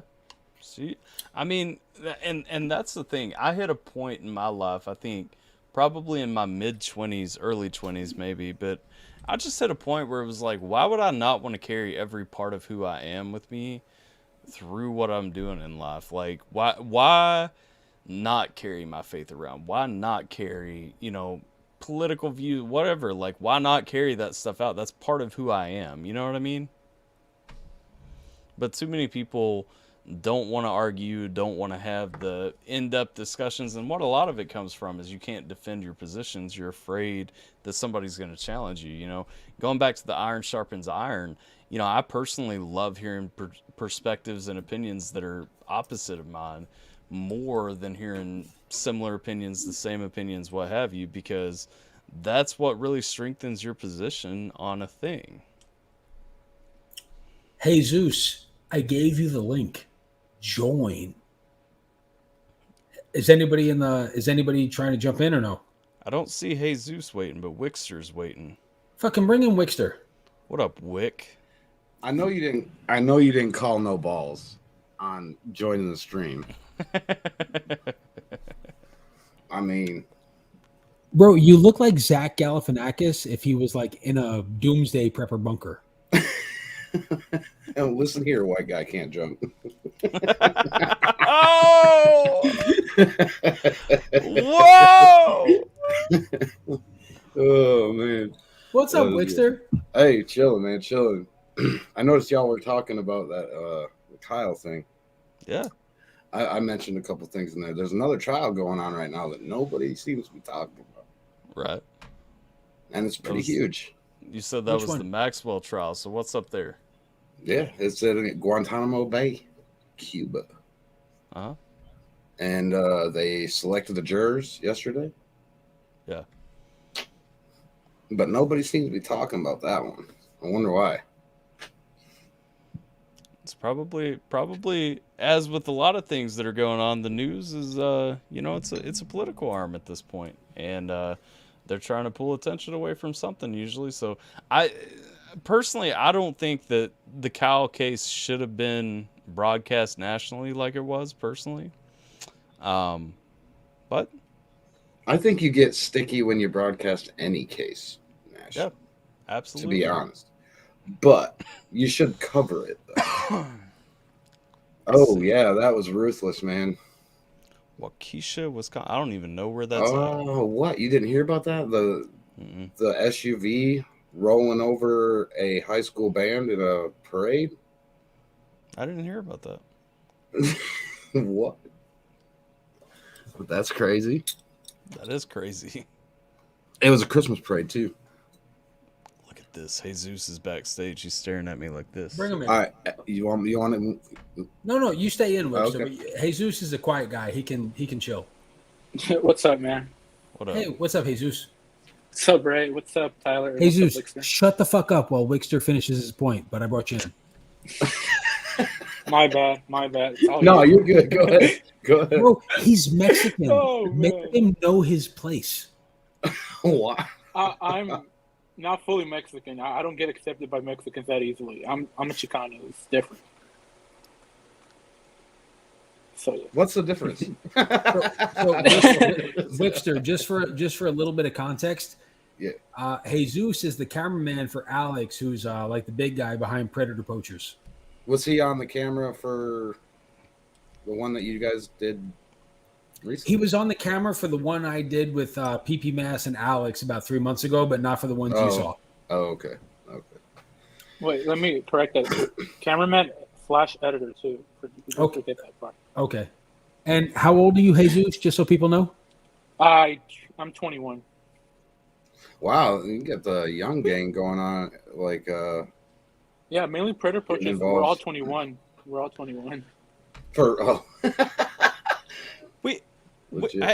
Hold up, Napson. We had game night. Uh-oh. I don't know where you were at, but you weren't at it. Uh-oh. What's Ray's channel? Do you want to plug Dream Floral? Sure. Okay. Okay. I'll copy it in the chat. Yeah, that's pretty interesting, man. I feel, it's good that younger people are getting into that because, for some reason it seems to be a lack of communication when it comes to that situation. So, Wixter, you actually came into one of our live streams not too long ago, Did you learn anything, or did you see anything? Just kind of tell people what you heard and what you saw when you felt leaving it. I mean, I felt it's something that needs to be done. First of all, you know, like I said, I feel like there's a lack of communication when it comes to. I don't want to use the words. Say it. Use the words. Use the words. When it comes to the 3-digit. What's the 3-digit? The 3-digit groups. What does that mean? The government. There you go. The 3-letter words, man. FBI, CIA, DEA. Oh. Yeah. When it comes to that. So I feel like there's kind of like I don't know. I know that there's things going on, that they are working on there's a trafficking situation that they're working on. But as far as catching predators like that, I don't think so. You know, like we used to have the America's Most Wanted, right? Didn't they used to do predators with that too? Back in the day, they used. We actually had a case back in Shelter, Oklahoma, where we caught a pedophile, and we were talking with detectives, and he told us that about 5 miles away from where the station was, they stopped like a semi that was like filled with a bunch of little girls who were getting trafficked around. Mm-hmm. It was the guy, the what's it called? The detective told us all about it. It was a really sad story, man. The girl was like 14, if I'm correct, and she ran away with who she thought was her boyfriend, but you know, she got trapped. Was that within the last year or two? Oh yeah, it was actually, if I'm correct, I think it was February of this year. Yeah. South Carolina? No, it was in Oklahoma. Oh. And Wixter, just so everybody knows, if it wasn't for Jesus, I probably wouldn't be a predator catcher. Oh, really? Jesus, tell that story real quick. We have a lot of stories, Ray. Well, actually, like when I first met Ray, you know, we did the catch. Like we took him on a catch, and he enjoyed it. I could tell he liked it. And we were leaving, and I told him, "Look, man, if you ever decided to actually pursue this, like I saw how he was, like just talking with people, like random people out of nowhere. So I was like, look, Ray, if you actually decide to pursue this, man, you have like a really good chance of like doing really well. Like you have a different style compared to everybody else, because we talk on the phone, and like sometimes I tell them there's a bunch of people who have the same style when it comes to catching predators. I seen him do a catch. This guy is very different compared to everybody else. So I told him, if you go ahead and try it, you have my full support, and you're gonna do really well. And people love him. Like everybody in the community already loved him before he did a catch. Everybody knows Ray. Like everybody knew who Ray is already. So it's amazing. Well, I almost didn't recognize him without the visor on.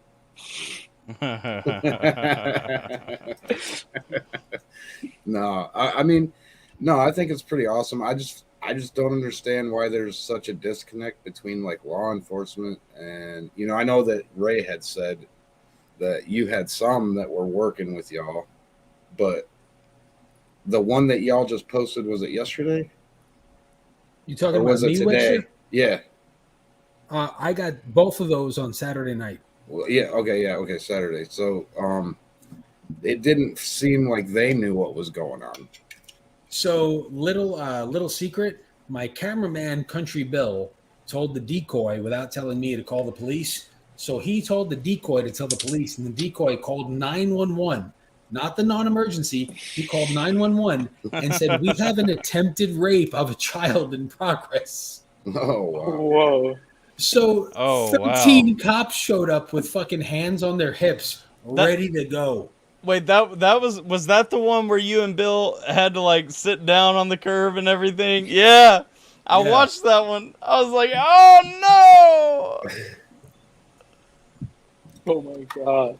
I agree, Cam. I agree with that. Yeah, that's absolutely true. What did Cam say? Cam said, I think for the most part, pedophilia is being ignored in this country. YouTube blocked it because it said pedophilia, but yeah, that is 100% true. Well, and I mean, that's actually evidence. Oh, that's actually, they blocked that because it said pedophilia. I mean, really? Each time I edit a video, I have to like blur out pedophile, predator out of like the video. So. Yeah, I'm actually. You know what's funny, Tyler? I'm starting my YouTube channel next week. Oh yeah. Yeah, I've had enough people. I counted today. It was 26 people in Discord asked what my Cash App was, and I'm like, I don't have a Cash App. I don't have a Venmo. I don't have a Zelle. They were like, we want to donate for you putting in work. And I talked to Nate tonight, and Nate was like, Ray, you need your own channel because you're going to be bigger than me. So, I'm gonna. Yeah. What up? Is that our Shonda? Jesus? That is Shonda. Hey, Shonda. Oh, wow. So Shonda is part of what's called PCM, Predator Catchers Muncie. She's one of, like, I would say the top 2 female predator catchers in the community. She's in the Indianapolis area. Yeah. And she was another one. Like when I had my first catch, my second catch, she was there for me. She gave me advice. She gave me info. She gave me advice. It's funny, like our community. You know what's funny, Tyler? You know how you in the music world, you kind of have camps that you have to fall in. Yeah. Predator catchers have the same shit. That's cool. So literally, they have the same shit. Like if you support this predator catcher, you don't support this one. So Shonda is in my neck of the woods. Is Shonda a Colts fan? Oh, can you pin Shonda's last comment? Because I'm drunk enough. I want to have the kudos. Just please. I gotta say hi to John first. What up, John? You're a great catcher. Hey Zeus, you've seen 150 catches live. What would you say about probably? She said hell no. She said hell no. I thought we were gonna be great friends. She didn't even say no. She said hell no. Hell no to the no. Hell no. Talk about no. Sorry. We collab with a PCI and PCM before. Really nice people. Shonda's a really nice lady. and Shonda actually does her own phone decoy work, Tyler. Nice. And she'll go live on her YouTube, and you'll hear gross people talking about what they want to do to minors. So, Shonda, in case, just because you joined us, if you don't know, Tyler's a music reactor. He's the DJ. Obviously, Tyler's my friend, but he's also the friend of my other friend, Mises, who's like a fairly well-known rapper. And him and I became friends, and we've kind of merged music reaction and we're bridging predator catching. So we're going to start rappers against predatory endeavors. What's that initial, Tyler? What's that now? I was reading the chat. Rappers against predatory endeavors. Yes. Oh man, are you sure about that one? Yes. Great. I like the acronym. Yes. Mm-hmm. So Shonda and her girl Brooklyn, they put in lots of work. Like literally, those two chicks put in work. You know, I'm actually really surprised that YouTube doesn't like stop your crap. So real quick, Cam said he wants to hear more about what Shonda's doing. Shonda does. So I'm going to say this out loud. I've screen shared with PP Steph. She's one of like the head ladies that decoy in the world. I've seen they do tremendous Photoshop work to create childlike photos of people. So I've seen Shonda as a child. I've heard Shonda do phone calls with people to lead them on. Shonda does her own decoy work as far as like monitoring the chats, and she does the exposure videos where she confronts the predators. So Shonda, in the words of Trina, Shonda is the baddest bitch. Oh, definitely. I would say she puts in a lot of work. But hey, Zeus, shut the fuck up. You don't know who Trina was. I actually don't. Cam, are you the Cam that I'm thinking of? Because we should definitely start like predator catching here in Kentucky if you are. Oh yeah, dude, save the kiddos. I taught 2 huge child preds in the local area where I grew up, one of which was always around my best friend. I don't know if anything ever happened to him, but it's crazy. We got a couple more ready to go in. Uh-oh. Yeah, dummy. I thought so. Let my man Shonda, chasing in. Hold on real quick. Shonda, do you have the link pinned, Tyler? Yeah, the link to the StreamYard pinned. I would absolutely love for, and I know the live stream is small, Shonda, but Tyler's got about 20, what do you have, 20,000 followers? 21, yeah. 21,000. Shonda, if you want to jump in for a minute or two, we would love to have you join us, Shonda. If you have Absolutely. 5 minutes, please, please, please, please, please. At the top of the chat, it's pinned up there. Just join in. And she's beautiful, Tyler. Absolutely stunning young woman. If I come to Kentucky, yeah! Got my invite. See, I'm working on becoming like officially the official DJ of the predator catching community. I think I've already given you that title, Tyler. I'm just saying, but yeah, like I'm trying to spread that. I need everybody else to agree and come on board. Would you like to do a quick music reaction? Maybe. I want you to. Can you pull up in the YouTube Creep Catcher's song? Is that a song that exists? Yes, Creep. There was a group in Canada called the Creep. So Shonda says, give her a minute. That'll be perfect. We'll give Shonda a minute. Pull up Creep Catcher's song. Is it K Blitz? Just show me the visual. All right, give me a second. And this was a rap. Actually good. What up, Jason? What up? What up? How's everyone doing? Let's see. Doing Fucking good. privileged and Chilling. well fed. You and your white privilege. Nobody wants to hear about that. Is this top one right here? Yes, that's the top one. Let it run. Just let it tell me play. where the background Ray looks like an alien. Let me check real quick. Let me make sure we don't have any taps. Okay, let's go.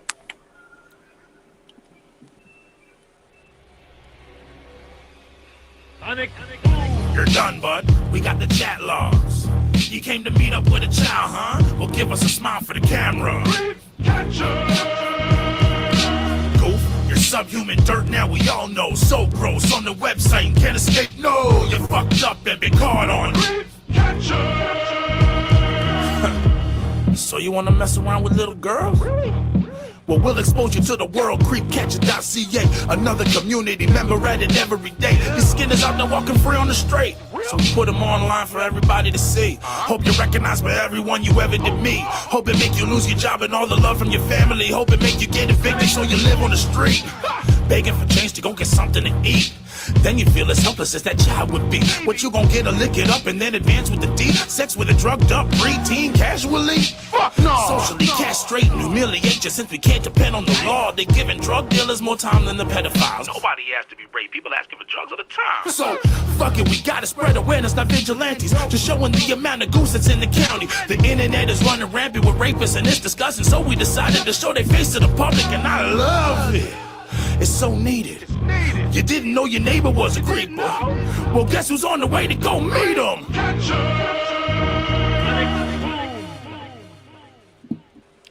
Okay. Anybody that's familiar with my channel, you should all be proud of me for not pausing a single time. That was per request. Just to play it straight through. But I enjoyed it. I would say there were a few things that I would probably change with the mix, but overall, like I enjoy the song. Obviously, love the subject matter. You are the biggest buzzkill since Buzz McKillington. I'm just being real. Negative Nancy bearded. I'm just being real. Let's see, can you make me a song for my decoy call lives? Yeah, I mean, do you want like an intro song or something? Oh, like, that's nice. Hit me up sometime and let's talk. Mises already said that he would spit some bars if we wanted to do an intro. Hey, I'm just glad we finally got a sequel song to Chicken Hunting. What up, Tater? Right. Oh, that was nice from Mises. Look at little Nappy. Nappy's muted. You don't even know it. What's up, little non-binary? Your microphone's low as hell, man. Is that better? Yeah. There's no snare in your headphone. Right now, that song's stuck in my head. Creep catcher. I'll be getting recognized by everybody you meet. Hey, that means the hook is doing and its you job. live on the street. Hey Zeus, have you ever heard that song? You played it for me once. I haven't not listened since it's like at one time. I like it. I'm not gonna lie, I do like it.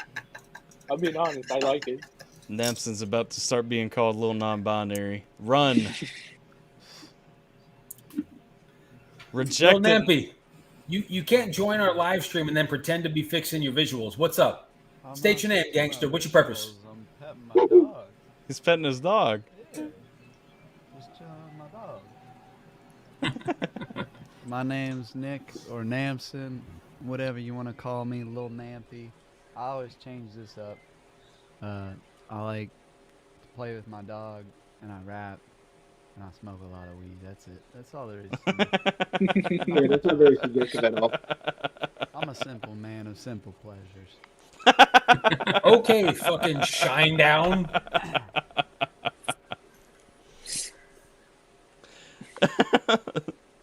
Bruh. I like the awkward silence that follows there too. It's like Ray's Right? Ray's still trying to figure Nepson out, and like Nepson's just taking a drink of his Coke. Hey, man. Ray looks like he's just staring at Namson with great fascination. I do, man. It's like I'm not sure if he's Sean White or a little non-binary. I can't decide. Sean White. That's nice. Good one. Nailed it. Oh, man. It's so funny because you're like the fourth person in like the past 2 weeks to say that I look like Sean White, and I have never heard that before in my life prior to this, ever. And Well, I'm you're a just slender dude with red bangs. Sean Welcome White to the has world. Short hair these days, dog. Get with the times, man. I look nothing like him now. Get with the times. Bitch, have you ever had a beeper that ran on AA batteries? Don't tell me to get with the times. I'm a boomer, motherfucker. I'm very happy for you and your success. Have you seen Ray live stream? The guy is a boomer. Does he? Shut the He fuck doesn't know up, how to- Jose. He doesn't know how to pin a fucking comment. He doesn't The even guy know how to is a share boomer. an image. Like he holds his phone up every time he wants to show you something instead of just sharing the I media. do that too, though. No, I for sure, literally, I do that too. Whenever I'm like checking something, I'll be like, "Look, guys, it's just easier that way, man. It's quicker. You don't have to click anything. You just hold it up. Fucking look with your eyes." I'm on his side. All right, little Nampy. You came in, which means you got something to say. You got a problem with one of us? Let us know. Oh no, I was just on board with the fuck the pedophile. Fuck the. Hell yeah. Yo, hey Tyler, can we get a thumbnail? Everybody throw up the middle fingers. Hey, let me try this. Oh, yeah, I don't know I if have I to can get a do- thumbnail for Gang this or shit. not. Gang. Snippet. Let me see here. All right, hang on. Hold those. Hold those. There we go. Don't let them down. Don't let them down. Hurry up. Shut up. Any My day face now. is tired. Any day now. I know, right? I mean, sometimes before There we next go. Christmas. Yeah. There we go. Got it. Look, Ray doesn't even know that it's not a Polaroid, so he doesn't got to hold it for like 3 seconds after you Shut get the done. fuck up, Wixter. Shut up. Shut your face. I'm pretty sure you're older than me, Polaroid's still a Wixter. thing? That may be a fact.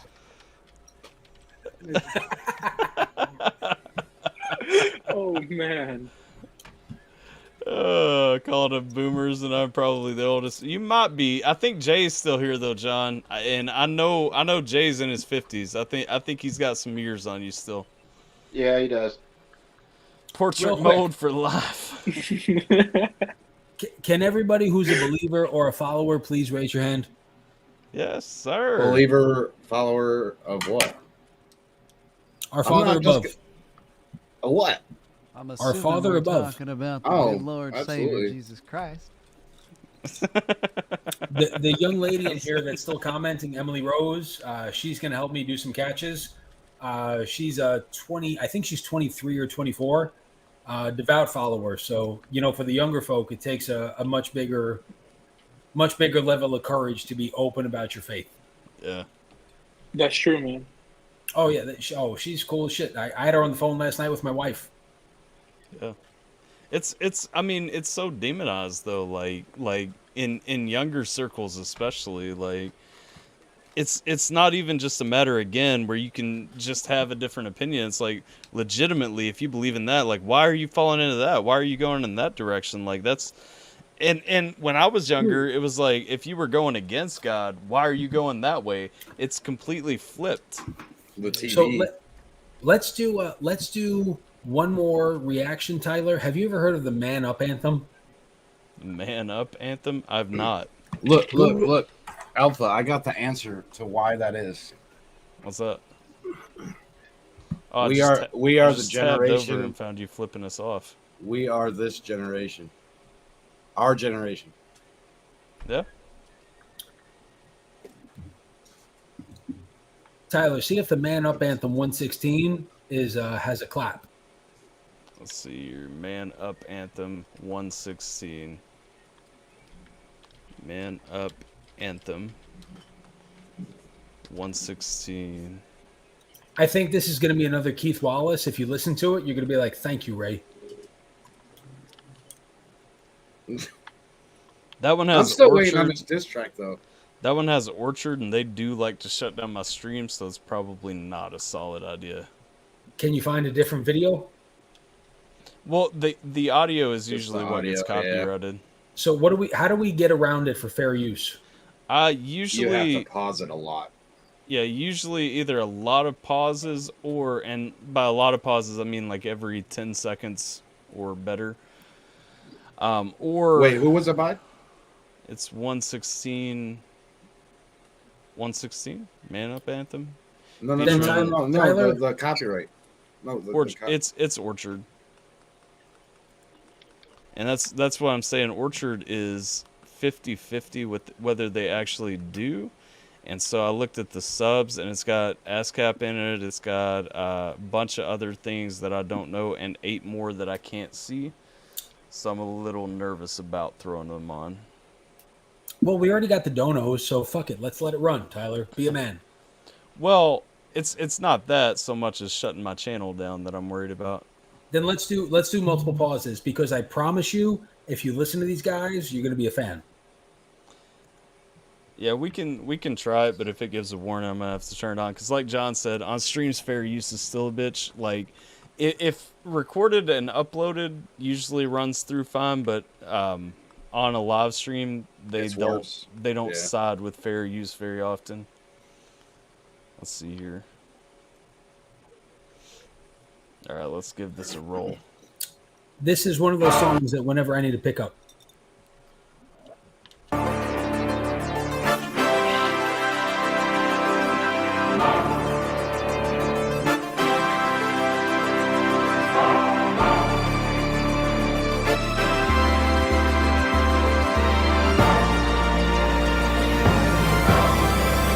I waited to pause after we played it for a few seconds to say that I'm not the biggest fan of Lecrae going into this. What's Lecrae? Lecrae is in this song. Okay. Dude, I love Lecrae. You would. Mama wants some Obama in me. The hood won't pop, hip hop wanna see the common in me. And since it's a senseless contradiction, I end up a misfit trying to fit in. This ends when I stand up and see the hands of the standard. Holy is the Lamb, huh? Now we holding you to man up, cause we were made in His image. Start looking at what you came from. Right after Adam, every atom and non-atomies adamant, adamant. After what Adonai is against. Let me take you back to the Drum pattern. What's that? What's that? I don't like that drum pattern, just boom, but like the entire time. Thanks, like... Jiminator. Nobody asked you. Holy is the Lamb. Damn. Damn. Someone's a little defensive today. So I'm a lyrics guy. I could give a fuck about production and beats. I care about hearing what someone has something to say. Like I've been making beats for like over a year already. So like coming from a producer, that's just what I listen to automatically. You know, instead of listening to the lyrics like a lot of people do, I don't. Hit him again, Ray. All right, Jiminator. Yeah, come on, give it to me. You're in timeout right now. You've been silenced for 300 seconds. Go, Tyler. Jiminator. Wait, what? Yeah, thanks for cutting me off, Ty. Appreciate that. Well, I didn't time you out. I started playing when you started talking. What did you say? No, I was gonna say to Jiminator, I don't care how long you've been doing beats for, until you learn how to properly make beats with spots for hooks, you have no room to talk. Yeah, it also depends on what kind of beat you're making, though. So. Yeah, but marathon runners, I mean, come on, that's played out, dude. Let's have a pissing contest for no reason. What's a marathon runner? Hey, don't be crossing streams in here. Listen, both of you guys, I've been trying forever to get in touch with you about your car's extended automotive warranty. So if you have a moment, please press 1 to be contacted with one of our account representatives. Decline. Go ahead, Tyler. Start looking at what you came from. Right at the atom, every atom in our anatomy's atomic, adamant. After what added I is against. Let me take you back to the dream. Eve never read it, you see the Eve was deceived, but Adam is the one who let her in. Instead of leading, no, we ain't leading, we basically little boys with muscles and a mustache. The femininity, we need a remedy to call man 100% masculinity. You talked a lot about little boys with muscles and a mustache. But I mean, Adam was the one who let her eat it. Like that was like everything was Yeah. just a biblical reference up to this point. yeah. I love Lecrae too, Jesus. I'm pretty sure that was Jiminator that said it, but Jesus, did you say that you like Lecrae? I didn't say. I wasn't even talking. Okay. I was about to say we gonna have beef too. What are you drinking? What do you not like about What's Lecrae? your- He's fake. Yeah, It's no. it's Oh, shit, we're him. getting into it. It's him that I don't like, not his music necessarily. Okay. Lyricists want to hear a message more than anything. Forgive slight odd beats, weird flows, as long as it all comes together in the message. I agree with that. Well, let's see what Yeah, the song fact. has to play. Let it go. We need a remedy to call man 100% masculinity. We the last.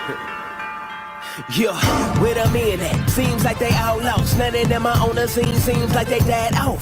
They extinct, but my dream is the rise of we chasing the prize of the king of the my boss.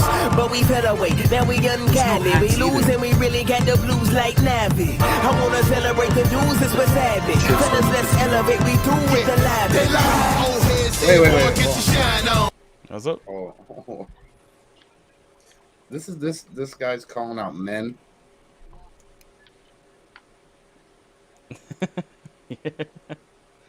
What? Look at the shirt he's wearing, and the clothes and how he dresses, and he's calling. He's saying, "Where's the masculine men?" I mean, come on, bro. Come on, dude. When I came home from Iraq, I seen people dressed like him in the airport, and I was like, bro, I was just overseas fighting for you to look like a jackass. Talk about some boomer energy coming. Where you at, Nelson? I'm just saying. What's up? I said, where you at? Wickster. Talk about some boomer energy. Hold your judgment till the end of the song, Wickster. Oh, it ain't That's no all I'm judgment. asking. I heard Adam let her eat it. Talking about the apple, but Adam was the one who let her eat it. Like, No, it doesn't say that in the Bible. It says that Eve took it and gave it to Adam, deceiving Adam. That's facts. Let the song play. Okay. Yeah, I gotta play CWA. I've got a reaction to CWA dropping tomorrow, Jay. Oh, that's a good one. Fellas, let's elevate. We through with the live. They lie, old head said, boy, get your shine on. And if a sucker try to block you, get your 9 home. And what I heard you gotta do to be a man now. Stand up for yourself, so I took it in my hands now. And that's the problem, man, we busy trying to solve it. All the while we walking dead, man, somebody bring the coffin. Boy, drop each fuzz, now you think to do a man. Cause you're feeling yourself, you need to man up. Yeah, there's many things man is chasing after. They got some questions, we got some answers. English. Sex and models and tipping bottles, back a pile of excuses right next to your bottle caps. A Rolodex filled with names that you aim to please. Next to the stack of money, building up a heart of greed. Ice on his neck, giving jokers the cold shoulder. You drunk off pride, plus you loving that. What's up? We chased them after proper English. Good God. Wick is lining this song up, man. Wick, your new nickname is the Red Sea because you are fucking salty tonight. I ain't salty. I'm just saying I'm not feeling it, bro. I it's a bunch of clowns dancing under a bridge. Yeah, I don't like it I either. see right now.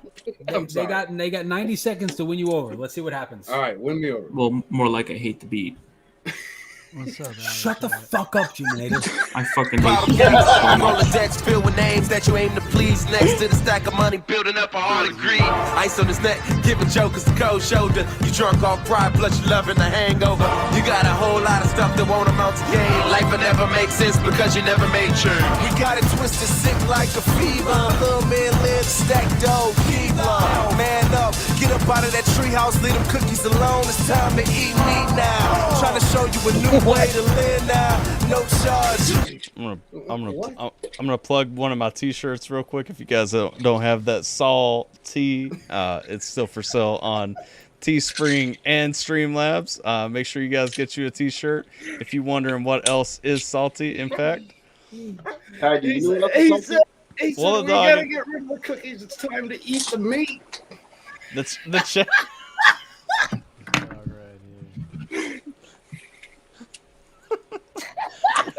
Wick's taking my place. I'm being nice on this song. I'm trying to let it play through. Wick is taking my usual role of just tearing things up, man.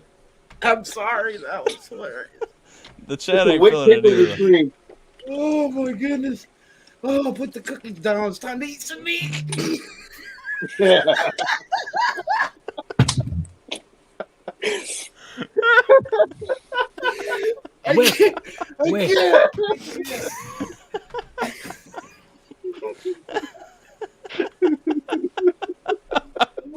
I think you broke Wickster, man.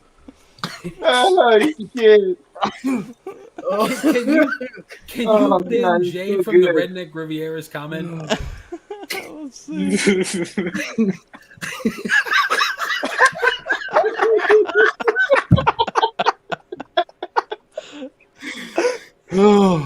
It's see, this is what happens. This is what happens when you try to bridge two communities together.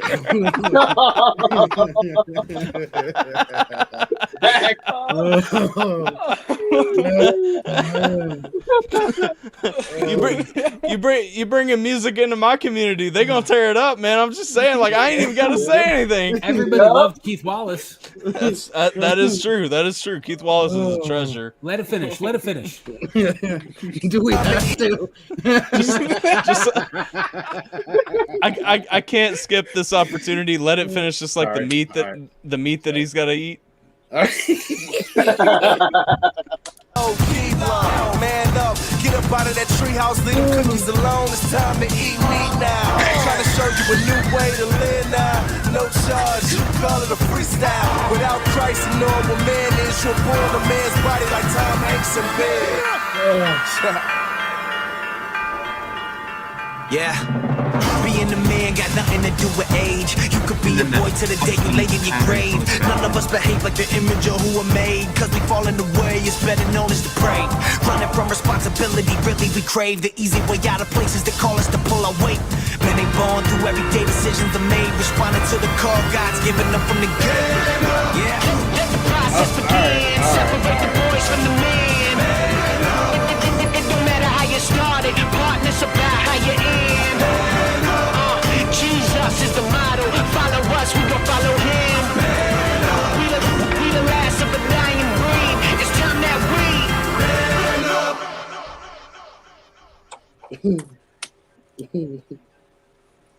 we. The last, I mean, running from responsibility.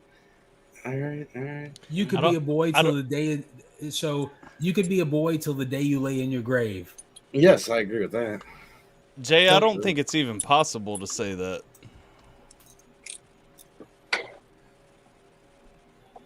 What? Well, fuck me, I guess. I did not hate the song. Okay, everybody else hated it. I did not hate it. I ain't hating nothing. I was just saying what was said. Jiminator, tell us more about the drum line. Don't even get me fucking started.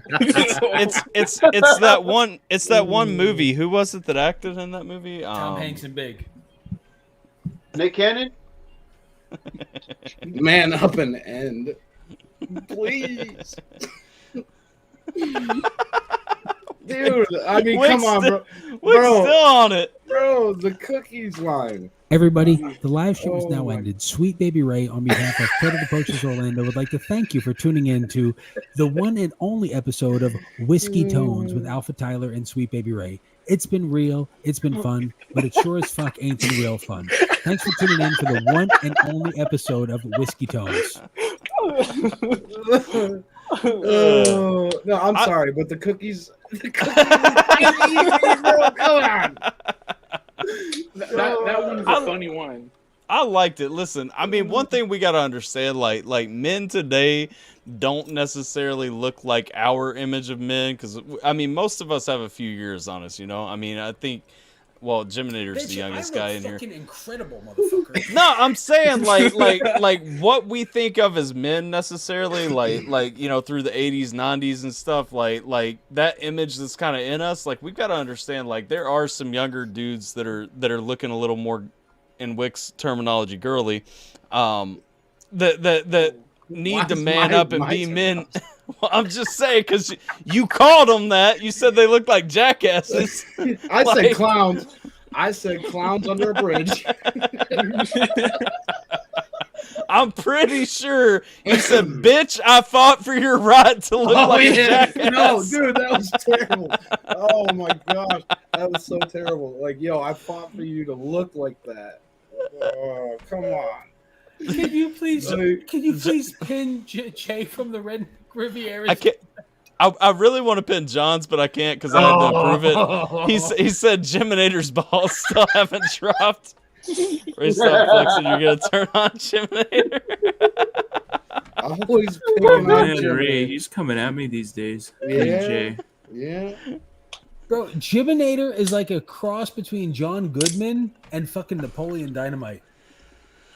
Thank you. I love Napoleon Dynamite. That's one of my favorite movies, in fact. Guys, I'm Jiminator. I have a tremendous amount of skills. Nunchuck skills. Poetry skills. Why do you sound like Trump right now? I have the greatest skills in the world. I have nunchuck skills. I have beat production skills. Just You remind absolutely amazing, fantastic. What do I do What's with that my hands? impression from? That was Trump. That was his. Oh yeah, yeah. Why do you look like a Japanese 3-year-old, Jiminator? I had no idea. You look like an Oriental infant. Oh, man. Infant? This is the groundwork for that diss track you wanted, Jiminator. Uh-oh. We got the Hey, right Ray, this I'm track. still offering to pay you to do that. Like, Jiminator loves chads. What is a Chad? a Chad is like male peak performance. Male peak performance? Hell yeah. I like how he's proud of that knowledge. That He was just ready to give it to you. like Yeah, In fact, I got a special. I got a special request for you invite tomorrow. So if it's Josh A or Jake Hill, it's I'm not. gonna. It's not. I'm I'm done with. I'm done with Josh. I'm done with Jake. I know you guys don't like him, so I'm gonna fuck off with that. It's not that we don't like them. We just don't like them every stream nonstop. I want to tell everybody right now. In the late 90s, there was a song called Breakfast at Tiffany's, which is one thing that brought us all together. On 3, can we please all say, fuck we schemes? 1, 2, Nope, 3. not doing it. Sorry. I can't say that. Nope, you're not getting it from me. Yeah, I'm not doing that.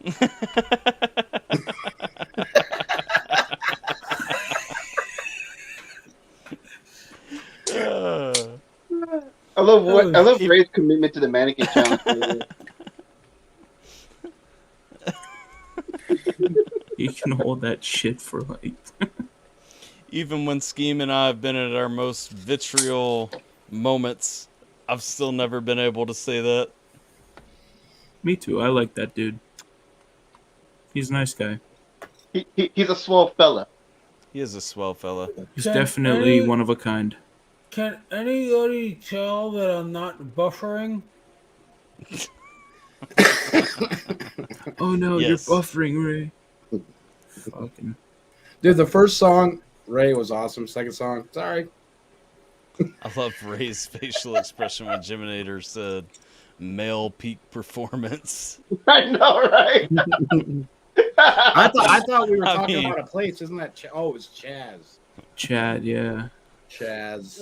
Chaz was Chaz. silly. Those, Chaz like, was silly. Pro Chaz. gamer alpha, like male peak performance Chads. Like, I don't know. There's something about him. Well, we set ourselves for a hard 2-hour limit. We're at 2 hours and 10 minutes, mostly because Wixter could not stand that last song. It was funny. I don't know. He don't want cookies no more. Wix, Bro, it's time to eat meat now. And he's standing with a group of dudes.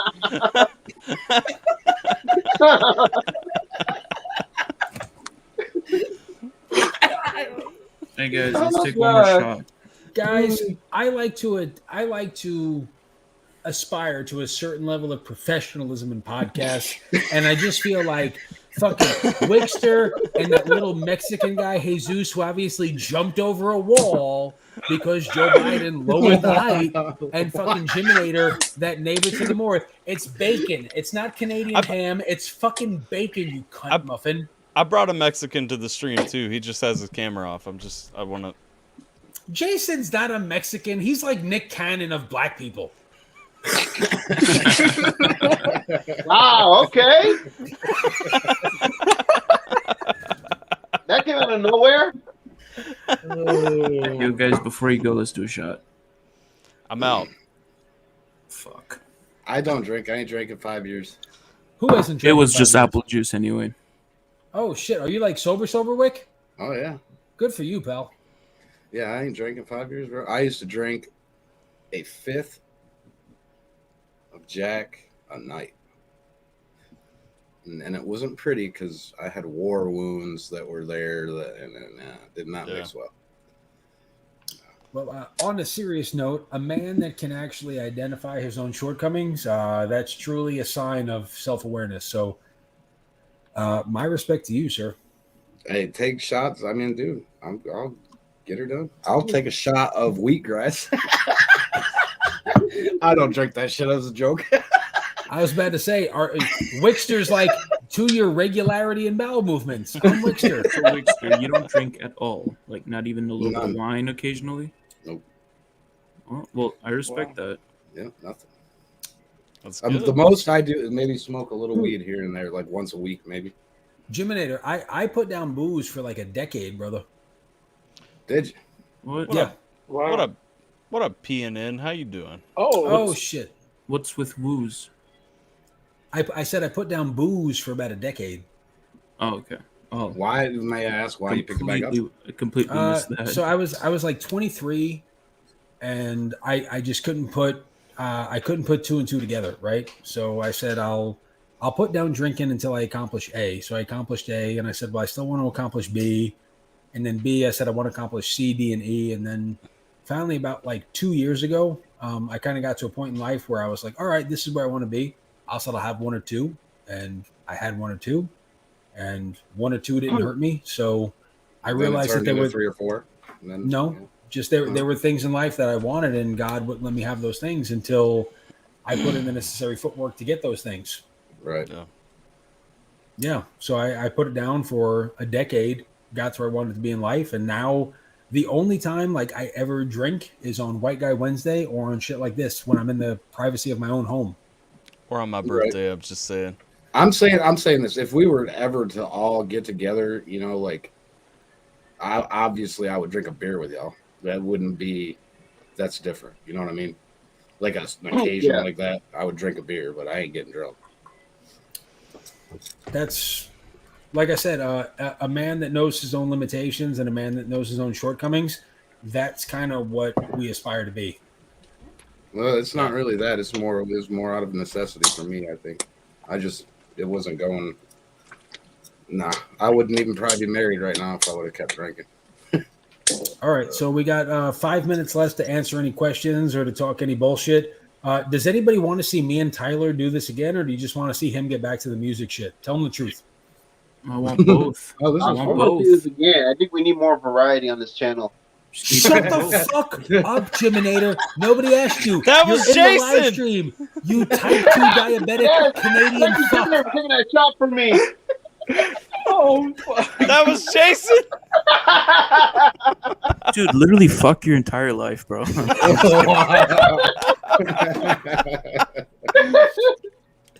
Yeah, buddy. Oh, shit. I just made Ray look like a fool without even trying. Jason, nobody makes me look like a fool better than I. Wait a minute. No. If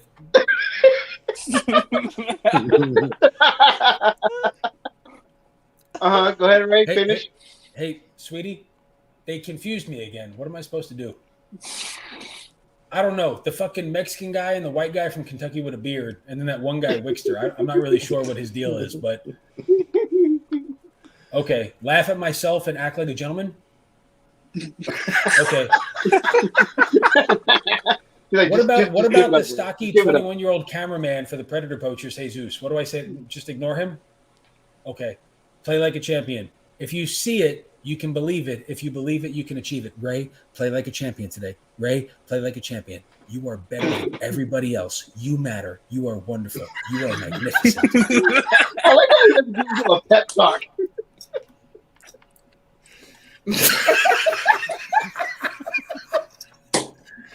Oh my goodness. Shit. Bro, that's what I imagine that dude that was singing that song does in his mirror every day.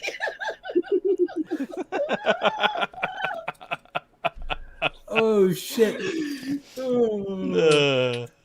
Tyler, did you have fun tonight? I had a great time.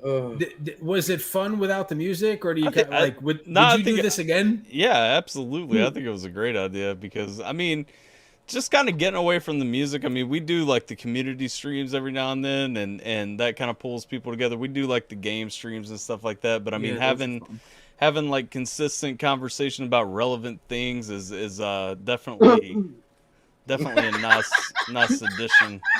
What are you laughing at, Wickster? It's because you talk about relevant things. We really didn't. We taled about like two things. We talked about Kyle Rittenhouse like 2 hours ago, bitch. Calm the fuck down. Let me rephrase. The intended purpose of this show is fantastic. Hey, Wickster, is today the time of the week you smoke? Did you smoke weed before this? Way to kill the whole vibe, Wickster, Jiminator. when a 2-year-old Japanese baby asks you if you smoke, Wickster, when a 2-year-old Japanese baby asks you if you smoke marijuana, you answer that fucking question.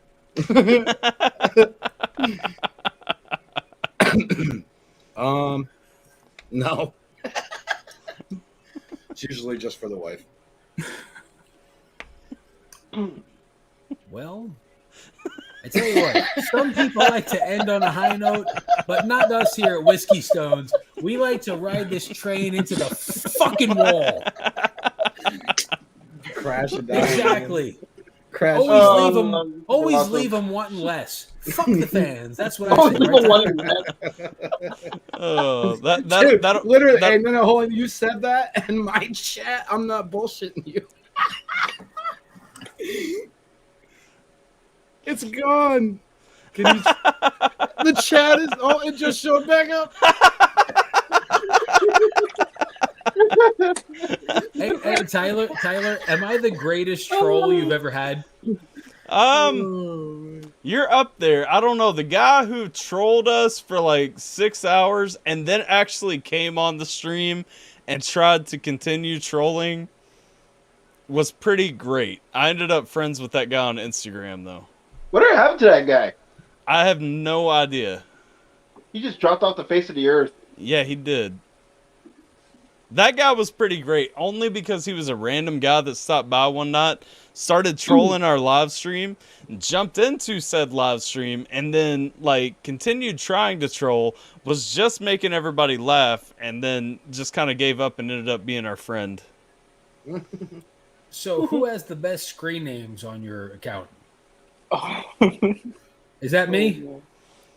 Oh, it's me. It's not me? The best screen name, like on here? Like when I would come in and troll you with fake screen names. Oh no, you've got the best when you come in the chats. Yeah. Okay. Wickster? Dude, you look like Mises if Mises was raised by wolves. Yes. Thank you. Your rap name is Feral Mises. No, my rap name would be. I can't point at it. Wickster? Well, This was fun up until like the last fucking. I'm almost down with Jiminator. I think this is the one time a week that Wixter's like dipping a little bit. 'Cause I can't point at it.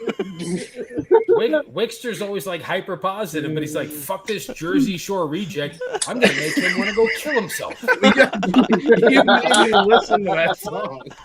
I didn't make you do that. I'm going home. Hey, wait, so your stripper name would be Lone Wolf.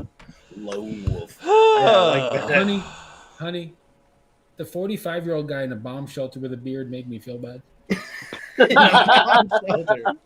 I'm pretty sure he's stockpiling Campbell's chunky soup and rounds for his AR-15 with a bump stock. I do have an AR-15. Shut the fuck up. I'm trying to have a fake conversation with my fake wife. Oh my goodness. He got people living in his head. You know what, Jason? It makes life a whole lot less boring. Doesn't it though? Someone who can relate. Jason's like, finally someone understands. Yes. And I said, what about breakfast at Tiffany's? She said, I think the one thing we've got. Oh my, you were one of them. One of what? What of what, motherfucker? One of what? Bitch, I sang 1 week by the Bare Naked Ladies tonight to get my black buddy out of jail. Don't think I won't fucking do that here. Cam asked, where'd you do comedy at, Ray? I've done it at the Borgata in Atlantic City. I've done it at Pips Comedy Club in Brooklyn. I've done it at Toppers, Helium, McAllen's. I've done it at Captain Walters, the Riv out in Vegas. I've done comedy a bunch of places. I don't know. Basically, anybody that will let me have a platform.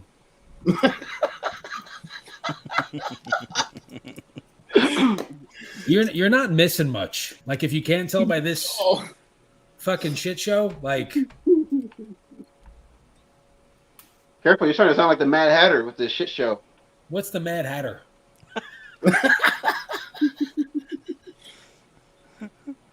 What? Am I supposed to know what the Mad Hatter is? You don't know who the Mad Hatter is? You know what, Cam? Ever since the pandemic, fucking comedy kind of shut down. I got 4 shows this New Year's, but other than that, it's been relatively quiet. I did like 4 or 5 last fall. It's been tough around the country with the whole the virus of all viruses. Oh. In the words of my buddy Alex, just relax and get the box. Oh man. Tyler, did you get the jab? Hell no. So we didn't get. What's that, Jay? So does Tyler look like a sellout to you? He looks like the kind of guy that does whatever his wife says. Oh. Shots fired. That is massively incorrect. No, I didn't. But even if I did listen to what she says, she also did not. So. Oh, there you go. Well, I tell you what, when you two guys die with the imaginary death from the imaginary virus, I'm going to imagine to give an imaginary eulogy at your imaginary funeral. For clarification's sake, the virus is not imaginary. I do not think that the virus is imaginary. It's very much real. No, it's the flu.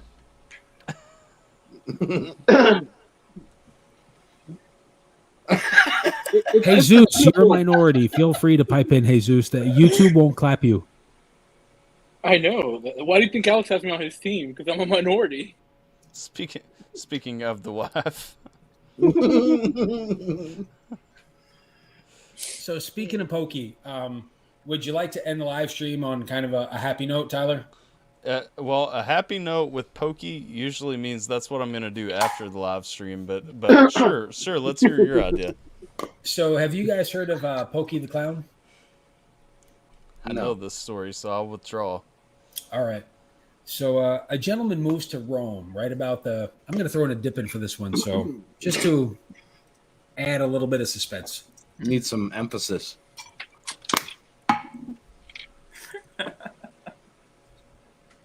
Gentleman moves to Rome right about the turn of civilization, right? The Roman Empire is booming.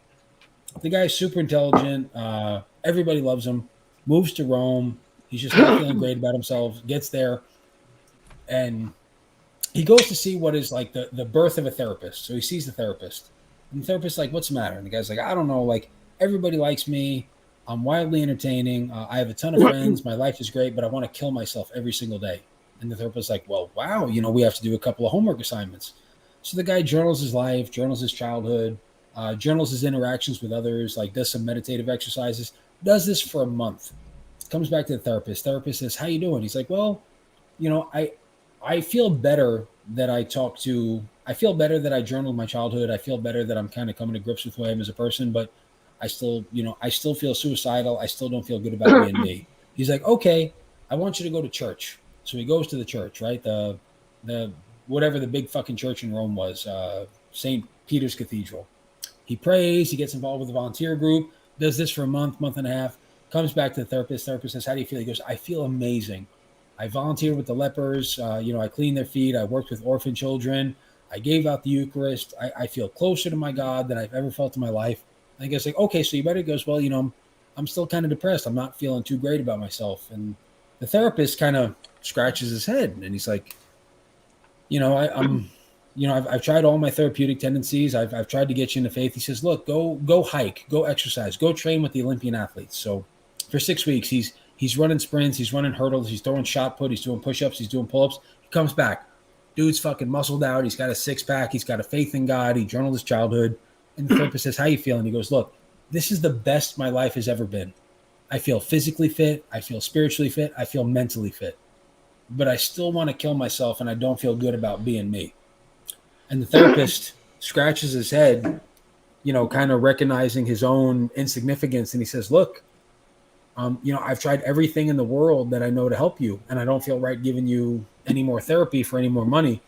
Some people have gone to see there's a comedian clown in town. His name is Pokey. If some people are not feeling too good, they go to see him, and maybe this will lift your spirits. And the patient, has his head in his chest. He looks up at the doctor and he says, Doctor, I am Pokey, the clown comedian. And that is probably the best insight into my life that I can give anybody, a peek behind the curtain. For me, it's like the greatest story in the world. It kind of grabs me on a deeper level. Kind of like Robin Williams. That just hit me like a fucking train, bro. Literally Robin Williams. Like, golly, man. Wow. I can't tell if I lost the crowd or if you guys are silent. I mean, if I turned you off, I'm sorry. No, that was deep. It was deep, man. It was, honestly.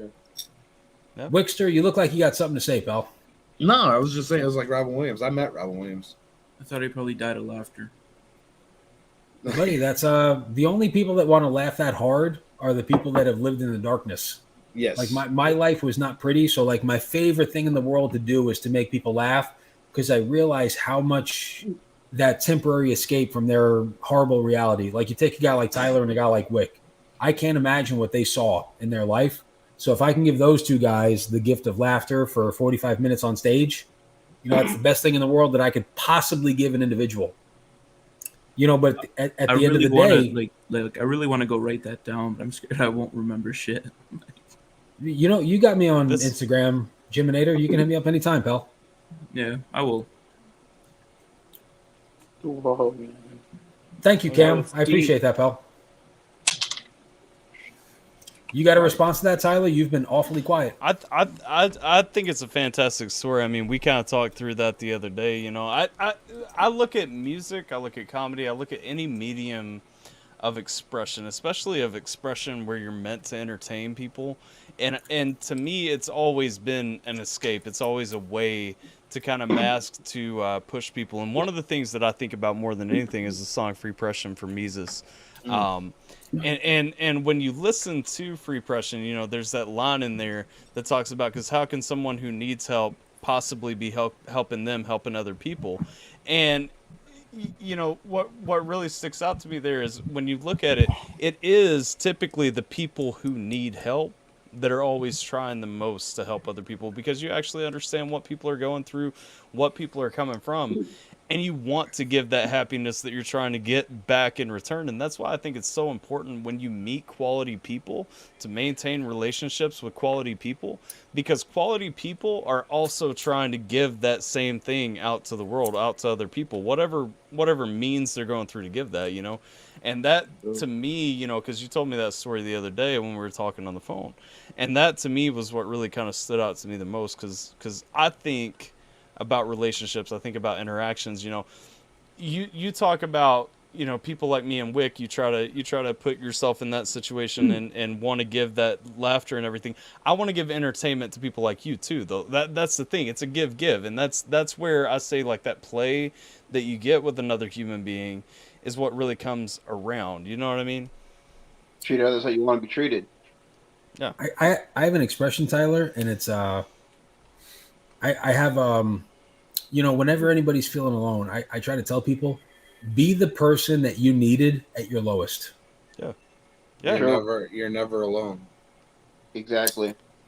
And that's me. Like one of my favorite things when you invite me into the live stream and I go on my like fucking 2-minute rants, kind of like what's your buddy's name? The comic? No Chill Zone. Yeah, Dylan.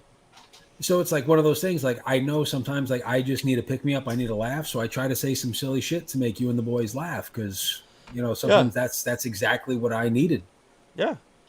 Exactly. I mean, and that's the thing. It's usually something that people rip off of. I mean, you know, we've had entire music reaction streams where it's like every time we pause the song, we're not even talking about the song. It's just, hey, fuck you, Jiminator. Like, and none of it's out of hate. And you know, I know some people have watched some of our streams. Listen here, love child of fucking Mises and Bobby Hill.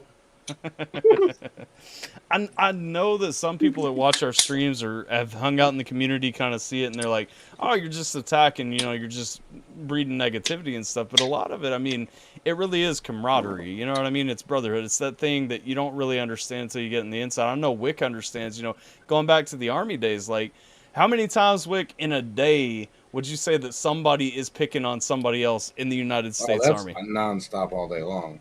but it's, you can't have weak people in the Army. You have to have thick skin. This is where I'll kind of let Jesus speak for me. Jesus, do I let anybody pick on anybody? Hey man, you don't, honestly. You remember when we're talking about the whole John thing, and Eric. The guy, like, Ray really goes off on, like, these two guys that have beef with, you know, Alex and me. He really dislikes the people for, you know, one of the guys promotes being, you know, a gym rat and, you know, getting in shape and everything. But when we had beef, the first thing he was doing was calling Alex a pig and this and that. And I don't know. Yeah, Ray wasn't standing for that. Yeah. Bro, nobody, it's funny, man. Like, God doesn't place weight on our shoulders heavier than we can carry. And, you know, he puts certain people through certain trials, you know, just so they can bear witness to those that they may help of his will.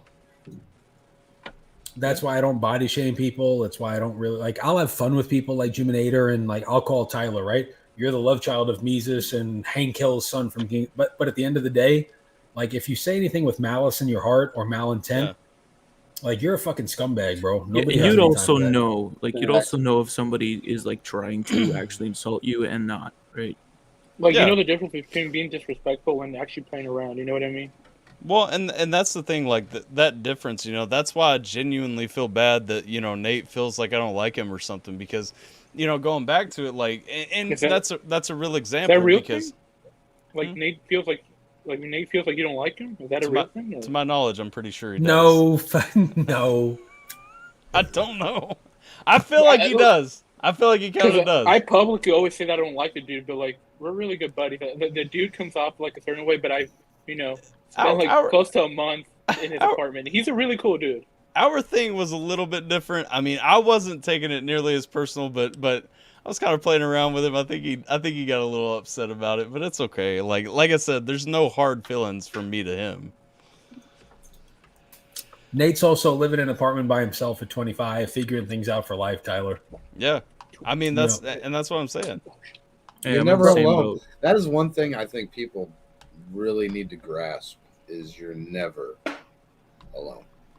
And I know that for a fact. Like that, the things that I've been through and the things that I've went through in my life, the explosion that I was in, coming home, my brother dying, and all that stuff that I went through in that whole situation, and then getting directed to church, which I don't go to church anymore because it's weird. Like I went there, I got baptized, and now I don't go no more.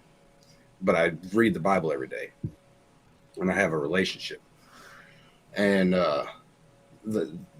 there was a darkness that was with me, and I got rid of it one night. And it left my house, and I watched it.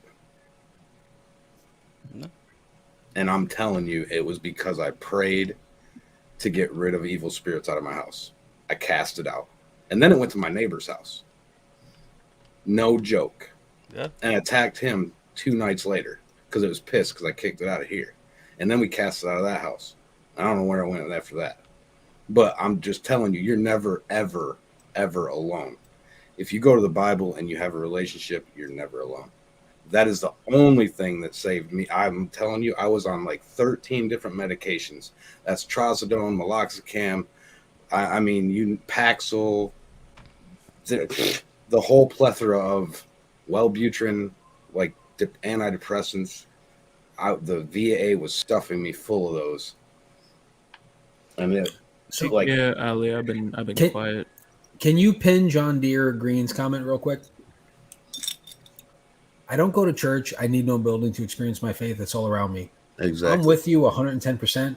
But unless you go somewhere to find the most wayward of the flock, how are you gonna help bring people back to the light, my man? No, you gotta have some form of brotherhood. You gotta have some form of. But I mean, look at what we do here too. You know what I'm saying? Like anytime that you have more than you and one other person talking about Christ, you know what I'm saying, he's with us. So Jesus can kind of speak to this. Like in our community, I came out of nowhere, Wickster, right, Jesus? Look at me. It still surprises me, man. Ray, literally, we met Ray like when we did our catch in Florida, and we kept in contact, and then he started being more active in the community, and next thing you know, everybody knows who Ray is now. Like he has a podcast in our community, which does really well. Like he came out like within the last 4 months, the guy just blew up, like out of nowhere too. It's crazy. That's how God works. If you're doing the right thing, you're doing the works, you're going to be put in the right places with the right people, and you're going to grow. Hey Ray, do you know what a Mennonite is? I do know what a Mennonite is. So I'm Mennonite.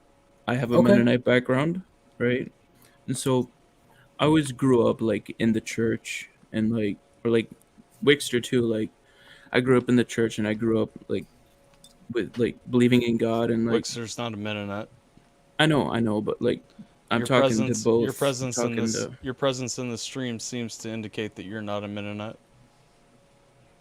What? I'm just messing with you. Go ahead. Don't do that to me.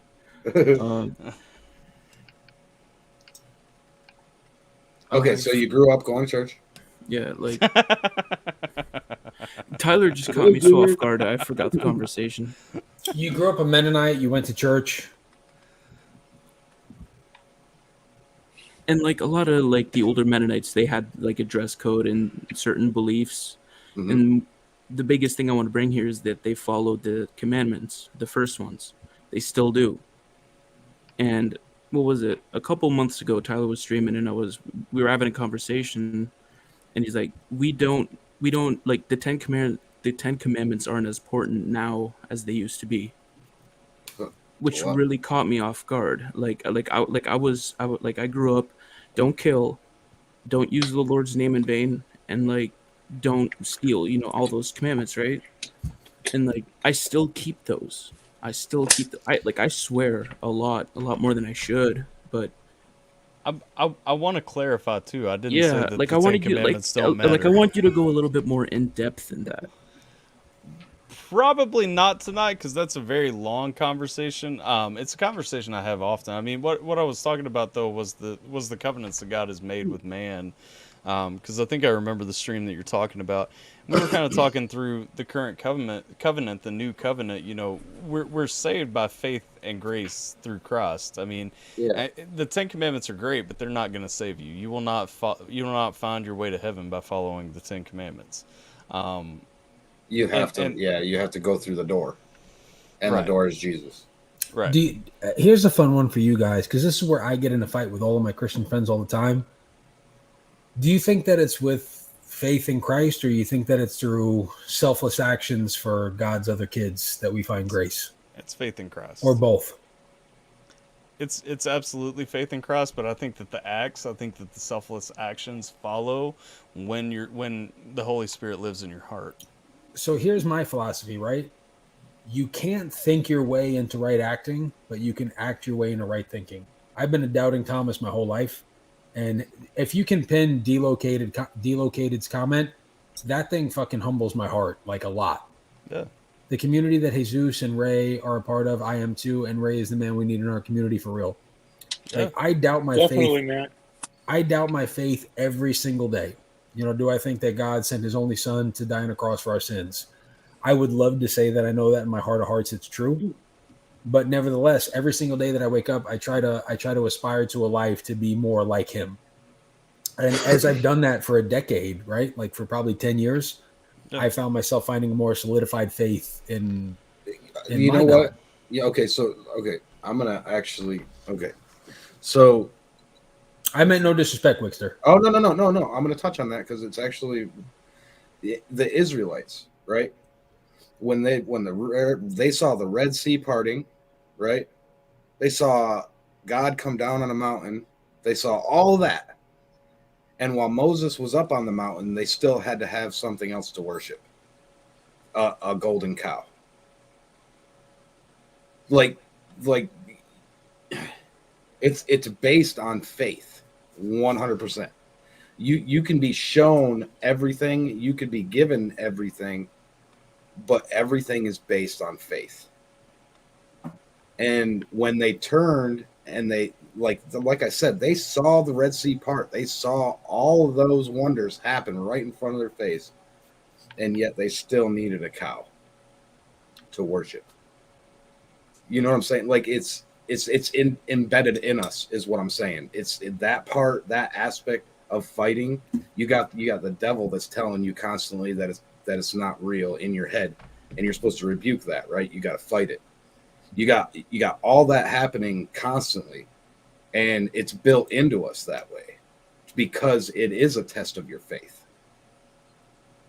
So there's somebody once told me that when it comes to Christianity, carry the message, and if you must, use words. So for me, the way that I've learned to carry the message is, Jesus, we become pretty good friends, right? Yeah, for sure, man. Do I ever beat you over the head with my faith? You don't. Do I kind of try to show you the way to live life a little bit?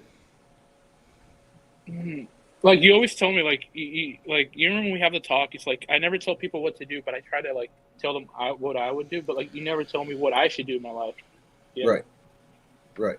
No, and I don't either, but I do push the word. That's just what I do. I don't.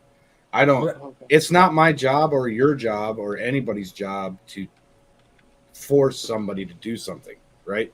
We have free will for a reason, but we do have to send warnings and send a message. If somebody's in trouble, you see them in trouble, you give them the word that fits that trouble. And so like the gift that God gave me was the ability to make people laugh, make them smile. Mm-hmm. So like to try to share the word, like I have to earn that right to speak into somebody's heart. And typically I can do that through mentorship and through friendship. And then once, and if and only if I get to that point, that's when I never hit somebody up with the turn your life over to Jesus. I just try to be a loving friend, like a big brother, a mentor type. and then when they start to find their own footing, then I say, this is how I found my way. So I don't know. Right. This you was give them a testimony. You give them a testimony, and you try to walk a right path. Yeah, I've had a lot of good Christian conversations with Jay. We've had a lot of those, and we've always like sort of seen eye to eye. And Jay's a good guy to talk to if you have any like questions like religion, and I really appreciate it. I appreciate him. So John Deere Green said, "Beat those over the head with faith. You defeat them. When in reality, uplifting them is the goal." That's you know what, Tyler? I'm kind of happy. This is the way that we kind of brought it full circle tonight, because you know I've told you before, this is something I'm wildly uncomfortable talking about in public. Yeah, like this is the Wickster. Honestly, like this is probably the first time on YouTube ever I've like spoken honestly about I get very uncomfortable talking about this. Well, that's the devil. No. Yeah. No. Yeah. No. It's so personal to me. Like it's so in me. It's so. It's like the most intimate thing I can share with anybody. So until I know somebody is either ready or willing or wanting to hear it, like I never want to proselytize ever. Right. Yeah. So until I earn the right to speak into somebody's heart, I'm not going to share the message. For me, like this is for me personally. Right. Right. Well, I mean, I can give you a little. So me and my wife went up north. I don't know if you guys know the Mackinac Bridge. Okay, there's it's a 5-mile long bridge, suspension bridge. It's in between the upper and lower peninsula of Michigan. It goes over Lake Michigan. Yes. And, yes. Well, we drove over there. I got over there, had an amazing time. It was for our anniversary. This happened just in September. And I had been going to the Word every day, like constantly. I do every day, actually, like still to this day. I go every day. And I got over there. We did our thing. The day before we were coming home, I started getting this vision of my car. We were driving over the bridge, and the car went through the bridge and into the water. And then I was scared shit. Like literally, I don't get scared, man. I don't get scared. And I was scared. I was like, dude, sitting there thinking, and I had the Bible in my hand. I'm like, what's going on? Like, why am I so scared about going over this bridge? Like, I mean, it was like to my core scared. I was literally going on my phone looking for routes to drive all the way around Wisconsin to go all the way around Lake Michigan to come back home. Right. And then I went to sleep, and I had another dream about going off the bridge again. And I woke up, and I went to the Word, and then I was sitting there, and I was like, oh, wow. Okay, well, the devil is the spirit of fear. I don't know if you know that or not. The devil is the spirit of fear. He was instilling that into me. The devil was. So I said, hey, Angie, we got to go. Right? We're leaving right now. And we pulled up, and you have to go through this checkpoint. You pay a toll. I paid the toll. I paid the toll. I grabbed the steering wheel. I said, not today. I'm calling your bluff. And I drove over the bridge. Not today, Satan.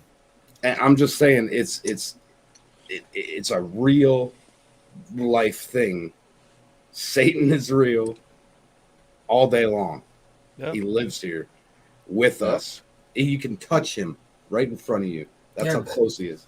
But Wickster, I just meant like every time I talk about even that little story about Pokey the Clown, anytime I talk about something like that, I have a hard time fighting back like tears and emotion. Jesus, so I did an interview with this guy named Chris LaRoche. Like I have a really tough time not getting like heavily emotional when I talk about things like that. So it's not a fear. I just try. No, I'm not saying it's a fear. What I'm saying is that I wasn't trying to say that you're afraid. What I was just saying that the devil works in many different ways. He's very, very mostly through Nick Cannon. Very truth. Very, very, very deceptive. Yeah. And for me, that night, he was making me like literally. I had a dream, and he was putting a vision in my head, and he was instilling fear. Don't drive over the bridge. You're gonna die.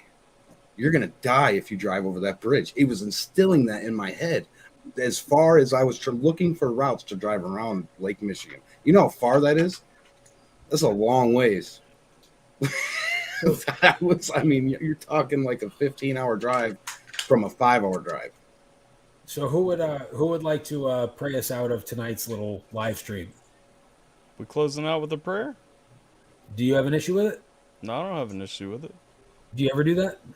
I do occasionally when the chat requests, but I mean, if that's what we want to make a staple here, baby, let's go. Does anybody have who would like to do it? Wick, you What's want to jump happening? on it? What's happening? You want me to pray for it? You want me to pray? Yeah. Close us out, Wick. Oh, we're praying. All right. I don't usually pray in public, but all right. You hear me? Go with it. I mean, I can if you don't want to. No, I got it. Can you hear me? Yeah. Yeah. Yeah? Yeah. Yeah. Okay, so we're praying? Yes. Yes. All right, I'm in. All right, Lord, thank you for this gathering. Thank you for being present with us today. Thank you for your guidance, your protection, your strength in the face of predators for some that are among us. And give us guidance and show us the right path and the right people to be around. And thank you for all your blessings that you have given to all of us, including super chats and everything. And the whole gathering today was just amazing. Thank you for your presence. In Jesus' name, amen. Amen. Now, you feel it though. You know what I mean? There's a feeling there. I felt it. I don't know about y'all, but you can feel that presence is here. Dude, I felt it. Wickster, sincerity is a language that has no dialect. Absolutely. So, with that, Tyler, if you invite me to do this again, I think it'd be good. I think it could be a lot of fun. I think it'd be awesome. I think we should definitely do it again. I think everybody enjoyed it. I mean, I had a good time with it. I hope everybody did too. I saw when we asked about it earlier in the chat, a lot of people saying, "Yeah, we need to again." So, I think it's definitely a refreshing change of pace away from music reactions, away from, video games and stuff like that, and just legit sitting down talking, kind of staying. We strayed off of our talking points initially, but yeah, I think, like I said, I think it's definitely something everybody's here for. So a shout out to Lil Non-Binary, to Jason JB, to that fucker from the Universal Healthcare People's Republic of Toronto, to the wetback from Texas, and to Pharaoh Mises.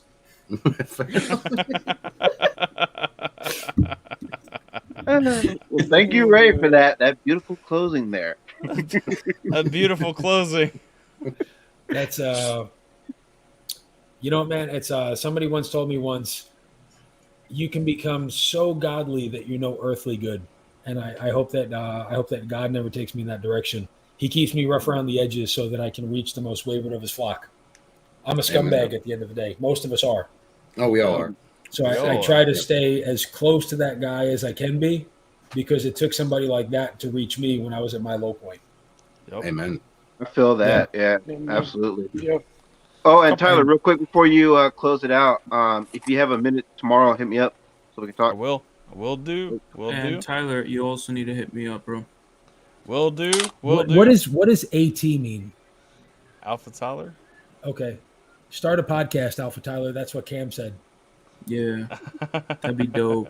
Oh, and then he said, end a fucking Sweet Baby Ray. Do a pod, dude. You're fun. Dude, that's what we fucking did tonight. Wait, they already have a podcast. That's what this is. It's called a twofer, motherfucker. When's the next Alpacas and Camel Toes? So speaking of which, I guess I'll plug the things. Of course, tomorrow, if it pops up, we have Alpha Tuesdays. That's me and AlphaBot Live Music Reactions. Wednesdays, we have Alpacas and Camel Toes, which is also me and AlphaBot. Thursday, we got ATRL. That's your boy listening to music and drinking copious amounts of alcohol. And if anybody wants to compete with Tyler's shit on Wednesday, Ray does. Nate does White Guy Wednesdays at 10 o'clock Eastern time. Yep. But nevertheless, Tyler's my friend in real life. He's a fellow follower of the Lord, and he's a good dude all in all. So, And I and, would- and Go me ahead. and Bot don't do alpacas and camel toes every Wednesday, so by all means, I am not upset at all if anything else do you gathers know who- your viewership. on a side note, do you know who came in tonight to show support for Musa? Who's that? Sapphire. Nice. That is awesome. Yep, we raised $630 for our boy. So for Nice. Tyler, for Wickster, for Lil Non-Binary, for the Canadian fucktard, for Wetback Weasel, and for Puerto Rican Pablo. This was the first episode of Whiskey Tones or Whiskey Stones. I'm not quite certain, but I'm Ray. This is probably racist. Thanks, Mises, for the $100. Jesus, you're Vietnamese. Thanks for adding a little bit of diversity to the live stream. We appreciate you. And Jesus, thank you. And Jason. And ethics shows up at the end. Wow. Ethics shows up at the end. Man. What up, Always Ishi? targeted to the party. Thanks a lot, Yeah. Ethic. It Good is- job. We do gotta go. Ethic, But if you hey, truly Ishi, care, hey, donate to Ethic. the super chat right now. You have 10 seconds to donate to the super chat. motherfucker. I want to see at least a $19.99. Go. 10, 9, 8, Ray putting everybody on the spot. Six. Listen, I think got bills to pay, son. 5. Dude, Tyler's got like 7 kids with 5 women. You don't even know. It's bad. 3, 2, 1.5. Where's the... Ethic, you're not poor. Well, Anyway. Mises Appreciate- donated $100 tonight, motherfuckers. Appreciate- Mises, number 5 on the charts He's in like hip hop 2 weeks ago. famous. Appreciate all you guys stopping by. Like, share, subscribe, all that stuff. Don't forget to hit up. Schluckschein, guten Nacht. Don't Let- forget let's- to hit Tyler, up let's Dream take Floral. a thumbnail. We took a thumbnail earlier. What is this?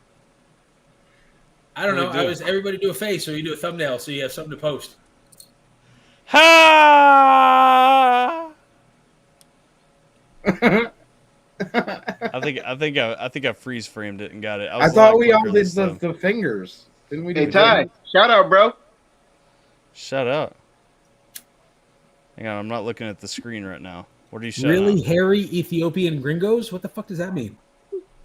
Raise hell, Oh. eat garlic bread. Raise hell, eat garlic bread, baby. That's an Alpha Tyler t-shirt. Yes, All sir. right, everybody. It started Make with sure the typo. Alpha Tyler only responds to American music. No fucking like Vietnamese, fucking Filipino shit trying to cheat the algorithm. You're by Alpha Tyler, keeping it 100% legit, 100% USDA grade A, made in America. Musical reactions. Wickster, that beard, I'm pretty sure is fairly natural. Jesus has questionable citizenship. Jiminator, like I said, he's Canadian, say no less. Lil Non-Binary hasn't spoken 2 hours. And Jay, nobody knows what he does, but we're thankful he's here. I'm Ray. That's Tyler. This was Whiskey Tones, episode 1. We're out. Peace.